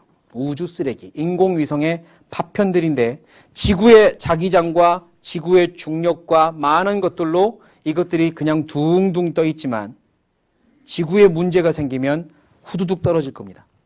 지구 위에 있는 우주 쓰레기들이 떨어지면 조그마한 것도 떨어지면 엄청난 폭탄 같은 위력이 있겠죠. 하늘에서 많은 일들이 벌어질 거예요. 우박이 떨어지는데 30km에서 40km 정도 되는 우박이 떨어질 거라고 성경은 말씀해요. 마지막 때. 그리고 우리 눈앞에 비슷한 우박들이 떨어지고 있어요. 우박이요. 수박 덩어리만한 우박들이 여기저기서 떨어집니다. 성경의 예언을 무시하면 안 돼요. 예수님이 또 뭐라고 하셨냐면 누가복음 21장 25절 같이 읽겠습니다. 땅에서는 민족들이 바다와 파도의 우는 소리를 인하여 혼란한 중에 권고하리라. 그리고 땅에서는 바다와 파도의 우는 소리 때문에 너무너무 무서워할 일이 또 있을 거다 그랬거든요. 이게 뭘까? 쓰나미라는 말도요, 그 말이 생겨난 지 얼마 되지 않았어요. 20년이 안 됐습니다. 지진이 일어나면서 바다에서 엄청난 해일이 이렇게 오는 거를 경험하지 않았거든요, 그 전에. 그런데 지금은 지진만 일어났다 그러면 쓰나미 경보가 울려요. 바다에서 해일이 몰아닥치는데 그게 바다와 파도에서 우는 것처럼 달려옵니다. 보시죠.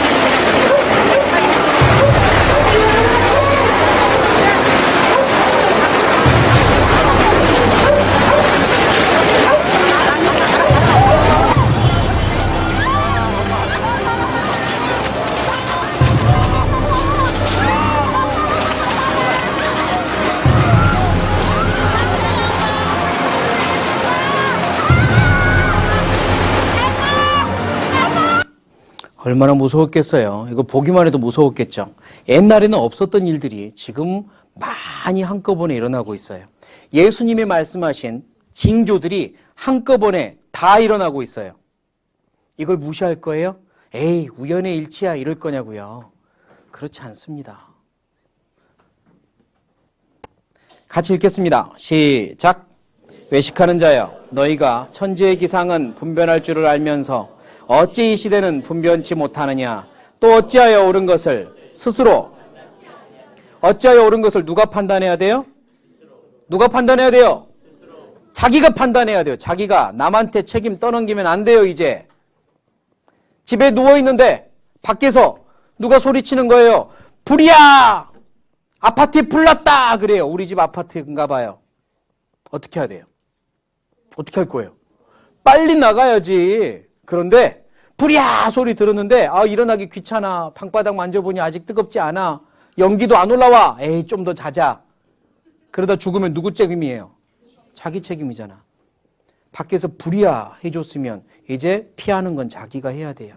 예수님이 여기서 계속해서 말씀하잖아요. 불이야, 불이야라고 말하잖아요. 전 세계를 불로써 심판할 준비가 돼 있고 그때가 점점 다가온다고 말씀하잖아요. 책임은 자기가 져야죠. 스스로 판단하세요. 밖에 나갈 때 먹구름이 끼면 우산은 준비할 줄 알면서 어찌하여 시대는 분변치 못하느냐라고 예수님이 나무라는 거예요. 나한테 나무라는 거예요. 지금이 어떤 때일까? 예수님께서 오시는 이유는 거듭난 그리스도인들을 따로 구별하기 위해 안전한 곳으로 데려가기 위해 오신다고 그랬어요. 예수님이 오시기 전에 일어날 일들, 징조들이 우리 눈앞에 다 이루어지고 있어요. 그러면 지금 우리는 어느 시대에 사냐면 정말 예수님이 오시기 직전에 사는 거예요. 이방인의 때가 끝나기 직전에 사는 거예요. 이방인의 때가 끝나면 바로 전 세계는 세계 지도자가 나타나고 경제통합, 세계 마지막 전쟁 그 과정을 거치게 되는 거예요. 시간이 많이 남아있다고 생각하지 마세요. 지금 나에게 제일 중요한 건 창조주 하나님. 그분 앞에 내가 어떤 사람이 돼야 되나, 내가 어떻게 해야 되나 이 문제를 해결하는 게 제일 중요한 거예요. 제일 중요한 문제가 그거예요. 공부, 직장, 미래, 많은 고민이 있죠. 외모, 친구, 우정, 많은 스트레스 있죠. 그것보다 더 중요한 건 하나님이에요. 현재는 내 영혼이에요. 이것보다 중요한 문제 없어요. 영혼의 문제 해결하고 창조주 하나님을 제대로 만나면 남은 문제는 쉽게 해결돼요. 하나님이 도와주시니까. 그러니까 지금 중요한 건 하나님 만나는 거다 이 말입니다. 이 말씀 같이 읽겠습니다. 사랑하는 자들아, 주께는 하루가 천년 같고 천년이 하루 같은 이 한 가지를 잊지 말라. 주의 약속은 어떤 이에 더디다고 생각하는 것 같이 더딘 것이 아니라 오직 너희를 대하여 오래 참으사 아무도 멸망치 않고 다 회개하게 이르기를 원하시느니라. 사랑하는 자들아, 주께서는 하루가 천년같이, 천년이 하루같이 너희를 기다리고 있단다, 이렇게 말씀하세요. 하나님이 여러분 기다리고 있습니다. 여러분이 지금까지 몇 년을 살아왔든 그 세월 동안 기다려 오셨어요. 제발 나에게 돌아오라고, 제발 내 말 좀 들어달라고, 제발 내 사랑 좀 받아달라고, 제발 구원이 뭔지 그 구원의 확신을 받으라고, 내 사랑 받으라고 기다려 오신 거예요. 하루가 천년같이, 천년이 하루같이. 혹시 신문이나 우유곽이나 기타 다른 곳에서 사람을 찾습니다. 광고 보셨어요? 거기에 사진도 올라오죠. 대부분의 사진은 애들, 아기 사진이에요. 그죠? 왜 아기 사진이냐면 그 사진밖에 없으니까. 그때 아이를 잃어버렸고 시간은 20년, 30년이 흘렀어요. 20년, 30년이 흘렀는데 엄마 아빠가 지금도 찾아요. 왜요? 잊어버릴 수 없으니까. 20년, 30년이 2, 3일처럼 느껴지니까 지금도 찾아요. 그리고 아이를 찾고 있는 하루는 정말 10년, 100년처럼 엄마 아빠는 길 거예요. 그 엄마 아빠의 마음이 하나님의 마음이에요. 여러분을 그렇게 기다리고 있어요. 제발, 제발 내 사랑 좀 받아달라고, 제발 나 좀 알아달라고, 너의 창조주가 있다는 걸 기억해달라고, 그리고 너희가 천국, 하나님의 집, 천국에 올 수 있는 길이 있다고, 그걸 알아달라고 이야기하고 있는 거예요. 다른 많은 여러분에게 심각한 중요한 문제들이 있겠지만 일단 그것 다 접어버리고 하나님을 어떻게 해야 될까? 내가 어떻게 하나님 만날까? 이것 제일 중요한 문제로 생각하셔야 돼요. 돌아와라, 돌아와라 라고 하고 있거든요. 혹시 가출해봤어요? 가출해봤어요? 안 해봤어요? 한번 해보면 좋은데. 아니, 하지 마세요. 자, 제가 이야기해 줄게요. 제가 처음으로 유일하게 한번 가출을 한번 했습니다, 제가. 근데요, 제가 그때, 아까 저 말씀, 하나님의 마음을 좀 지금 생각하니 알 것 같아요. 제가 어렸을 때요, 흑산도라는 곳에 살았어요. 흑산도 들어봤어요? 흑산도라는 섬이 있습니다. 우리나라 저 목포라는 육지에서 배를 타고 5시간, 6시간 가면 있는 섬이 있어요. 흑산도. 거기에 살았어요. 저희 아버지가 국민학교, 초등학교 교사였거든요. 그래서 그곳에 발령 나가지고 같이 간 거죠. 섬이에요. 사면이 바다예요. 그때가 제 나이가 글쎄 8살, 7살, 8살. 어느 날 추운 가을밤에 제 밑에 2살 여동생하고 2살 밑에 여동생하고 싸웠어요. 아버지가 성질이 나가지고 둘을 쫓아냈어요. 집 나가 이것들아. 이래가지고 밤 9시경에 집에서 쫓겨났어요. 집 앞에 둘이 오돌오돌 떨고 있었는데요. 7살 난 이놈이 아무리 생각해도 억울해요. 나는 잘못이 없는데 쫓겨난 것 같거든요. 그래서 동생한테 이야기했어요. 에이 이놈의 세상 조그만 게 이러면서 나 집 나가려다 너나 들어가. 그리고 사나이 가출을 결심했습니다. 그리고 정처 없이 떠났어요. 시간이 한참 흘러서 아마 어머니가 몰래 나와 불렀겠죠. 들어와 했는데 오빠가 없잖아요. 오빠는? 여동생은 아주 기분 좋게 오빠 가출했다 이랬겠죠. 그래서 어머니가 저를 찾아 나섰어요. 저는요 가출을 결심하고 한 10분 걸어왔는데 흑산도는 바다예요. 섬이에요. 다 바다예요. 갈 데가 없어요. 더 이상. 다 바다라 갈 곳이 없더라고요. 큰일 났어요. 결심하고 나왔는데 바다 끝에 서가지고 이제 어디로 가지 고민하고 있었어요. 바닷바람이 너무 추웠어요. 그때 어머니가 위에서 저를 부르면서 내려와요. 훈이라 하고 부르면서 내려와요. 처음엔 귀신 소리인 줄 알았어요. 근데 점점 들어보니 엄마 목소리인 거예요. 저 어떻게 할까? 여기요 할까요? 아니면 숨을까요? 그래도 사나이 자존심이 있지. 그래서 숨었어요. 바위 밑에 숨었습니다. 어머니가 제 위로 이렇게 지나가요. 그러면서 마을로 들어갑니다. 훈이라 훈이라 하면서 들어가요. 철없는 저는요, 마을에 들어가서 내 이름 부르면 안 되는데 내 친구들 내 이름 다 듣겠네, 이 생각만 했어요. 그런데 지금도 사실은 어머니가 제 이름 부른 그 목소리가 잊혀지지 않아요. 지금도 기억나요. 제 이름을 부를 때 어머니 얼마나 애탔을까. 훈지라 부를 때 어머니 마음이 얼마나 애가 탔을까 생각하면 잊혀지지도 않고 죄송해요. 하나님이요, 여러분을 그렇게 지금 부르고 있는 거 아세요? 누구야, 누구야 하고 지금도 부르고 있어요. 제발 더 이상 멀리 가지 말고, 제발 더 이상 저 죄 속으로 들어가지 말고 나한테 와라, 나한테 와라, 돌아와라, 돌아와라라고 부르고 있어요. 마음 열고, 하나님, 제가 어떻게 해야 됩니까? 하나님, 제가 어떻게 해야 하나님의 자녀가 됩니까? 하나님, 제가 어떻게 해야 예수님을 통해 구원을 받습니까? 그 마음 가지셔야 돼요. 자기 양심 속이지 마요. 내가 이만큼 교회 다녔으니까 된 거지 뭐. 양심 속이지 마요. 내 양심에 하나님을 만날 자신이 없다면, 구원의 확신이 없다면 이번 기회에 하나님의 자녀가 돼야 돼요.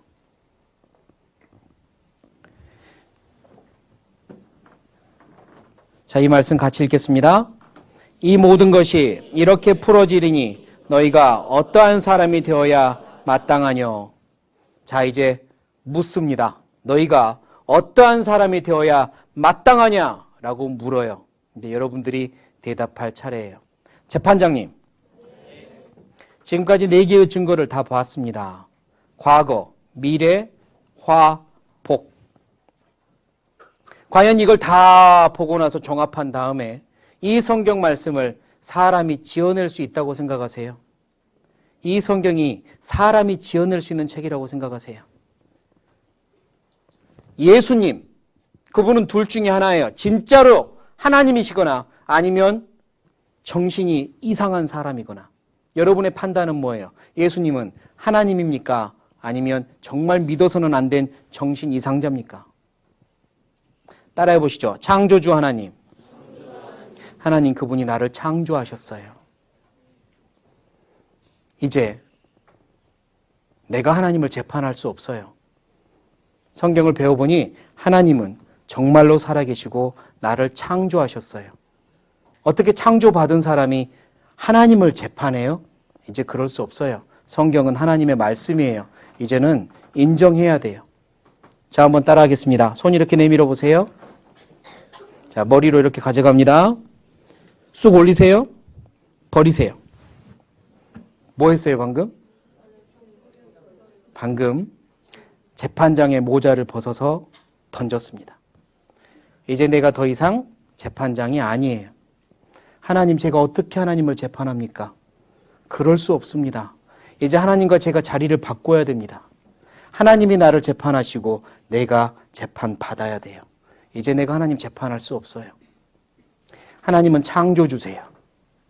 그리고 그 하나님이 성경을 통해 배워보니 과거부터 미래까지 다 아시는 분이었어요. 증인 이스라엘의 역사를 보니 증인 이스라엘의 역사를 다 알고 인도하시는 분이었어요. 맞아요. 하나님은 과거부터 미래까지, 처음부터 끝까지 다 알고 계시는 분이고 붙잡고 다스리는 분이에요. 그래서 하나님을 이렇게도 부릅니다. 따라하겠습니다. 통치주 하나님. 무슨 하나님이라고요? 통치하다는 말은 다스리다, 왕이시다는 의미예요. 이 세상을 통치하시는 하나님. 나의 인생도 처음부터 끝까지 아시는 하나님. 그러니까 그분한테 내 인생을 맡기는 거예요. 그러니까 먼저 하나님을 만난 후에 내 앞으로의 모든 고민들을 하나님께 부탁할 수 있는 거예요. 통치주 하나님이시니까. 따라합니다. 창조주 하나님, 통치주 하나님. 그분에 대해서 지금까지 배웠습니다. 하나님은 살아계시고 나를 창조하셨고 그리고 인간 역사를 지켜보시며 다스리세요. 그리고 그 하나님께서 나를 사랑해서 이 땅에 오셨는데 그분이 누구라고요? 그분이 누구예요? 예수님이세요. 따라하시겠습니다. 구세주 하나님. 그 예수님이 바로 나의 구세주, 세상을 구원하기 위해 나를 구원하기 위해 오신 하나님이에요. 이제 예수님이 어떤 분인지 배울 거예요. 어떻게 해야 예수님을 통해서 구원을 받는가 배울 거예요. 예수님의 이름의 뜻이 뭐였죠? 잊어버렸어요? 구원자. 예수님의 이름의 뜻이 구원자예요.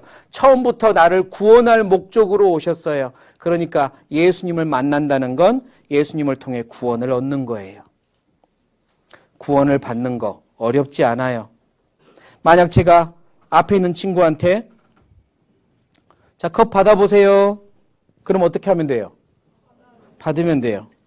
음료수 받아보세요. 하면 어떻게 하면 돼요? 오지 마. 아무튼 네. 자, 받아보세요 하면 받으면 돼요. 받는 거 어려워요? 쉬워요? 쉬워요. 주는 거 받는 건 어렵지 않아요. 자, 컵 받으세요 하고 줬을 때 받는 걸 컵 받았다 그래요. 구원받는 게 어렵지 않아요. 하나님이 준비 다 해놓으셨고 얘다 받아라 그래요. 어떻게 하면 돼요? 그걸 구원받았다 그래요. 구원받는 거 어렵지 않습니다. 천국 가는 거 어렵지 않아요. 하나님이 다 해두셨어요. 중요한 건 내 마음을 준비하는 게 어려워요.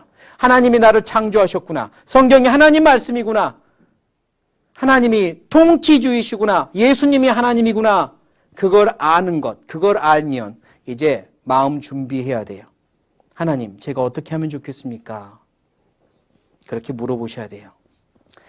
자기 양심 속에서 나는 아직 하나님을 만나 천국에 갈 확신이 없다 아시는 분들은 이번 기회에 하나님 도와주세요. 이렇게 마음으로 기도하세요. 따라해 보겠습니다. 하나님 도와주세요. 하지만 자기 양심 속에서 나는 이전에 확실히 거듭났어. 이전의 말씀을 통해 구원받았어 하는 친구들은 스스로에게 제발 물어보세요. 내가 어떠한 사람이 되어야 마땅하냐? 정말로 내가 하나님을 알고 있다면, 정말로 창조주 하나님을 알고 있다면, 정말로 마지막 때 어떤 일이 일어날지 다 알고 있다면 내가 어떠한 사람이 되어야 마땅하냐? 스스로에게 제발 물어보세요. 거듭난 학생들, 이번 기회에 내가 앞으로 어떻게 살아야 되나 그 답을 얻으셔야 됩니다. 구원만 받고 땡이 아니에요. 어떻게 살아야 되나. 그것도 이번 기회에 꼭 알았으면 좋겠어요. 자, 이제 내일하고 모레 그리고 주일까지 3일 남았는데요. 중요한 시간들이고 그리고 창조주 하나님 앞에 겸손한 마음을 가지고 와야 돼요. 마음을 열고 오셔야 돼요. 마음을 준비하고 오셔야 돼요. 마음 준비하는 거 어렵지 않습니다. 따라해 주세요. 하나님, 도와주세요. 한 번 더 합니다. 하나님, 도와주세요. 그거면 돼요. 이제 수시로 생각날 때마다 하나님 도와주세요. 그러고 오세요. 그게 마음이 준비되는 거예요. 오늘까지 듣고 아직 잘 모르겠다. 하나님이 살아계시는지 성경이 정말 하나님 말씀인지 100% 어렵다, 신뢰하기 어렵다 싶으신 분들은 이번 기회에 꼭 해결하셔야 돼요. 에이, 모르겠어. 다음에 뭐 시간 되면 또 한번 그때 가서 보지 뭐 이러지 마시고요. 이번 기회에 꼭 뿌리를 뽑으셔야 돼요. 다시 배우시고 다시 물어보시면서 정말로 하나님이 살아계시는 창조주이신지 성경이 하나님 말씀인지 확인하시기를 부탁드립니다. 내일 뵙겠습니다. 기도하겠습니다.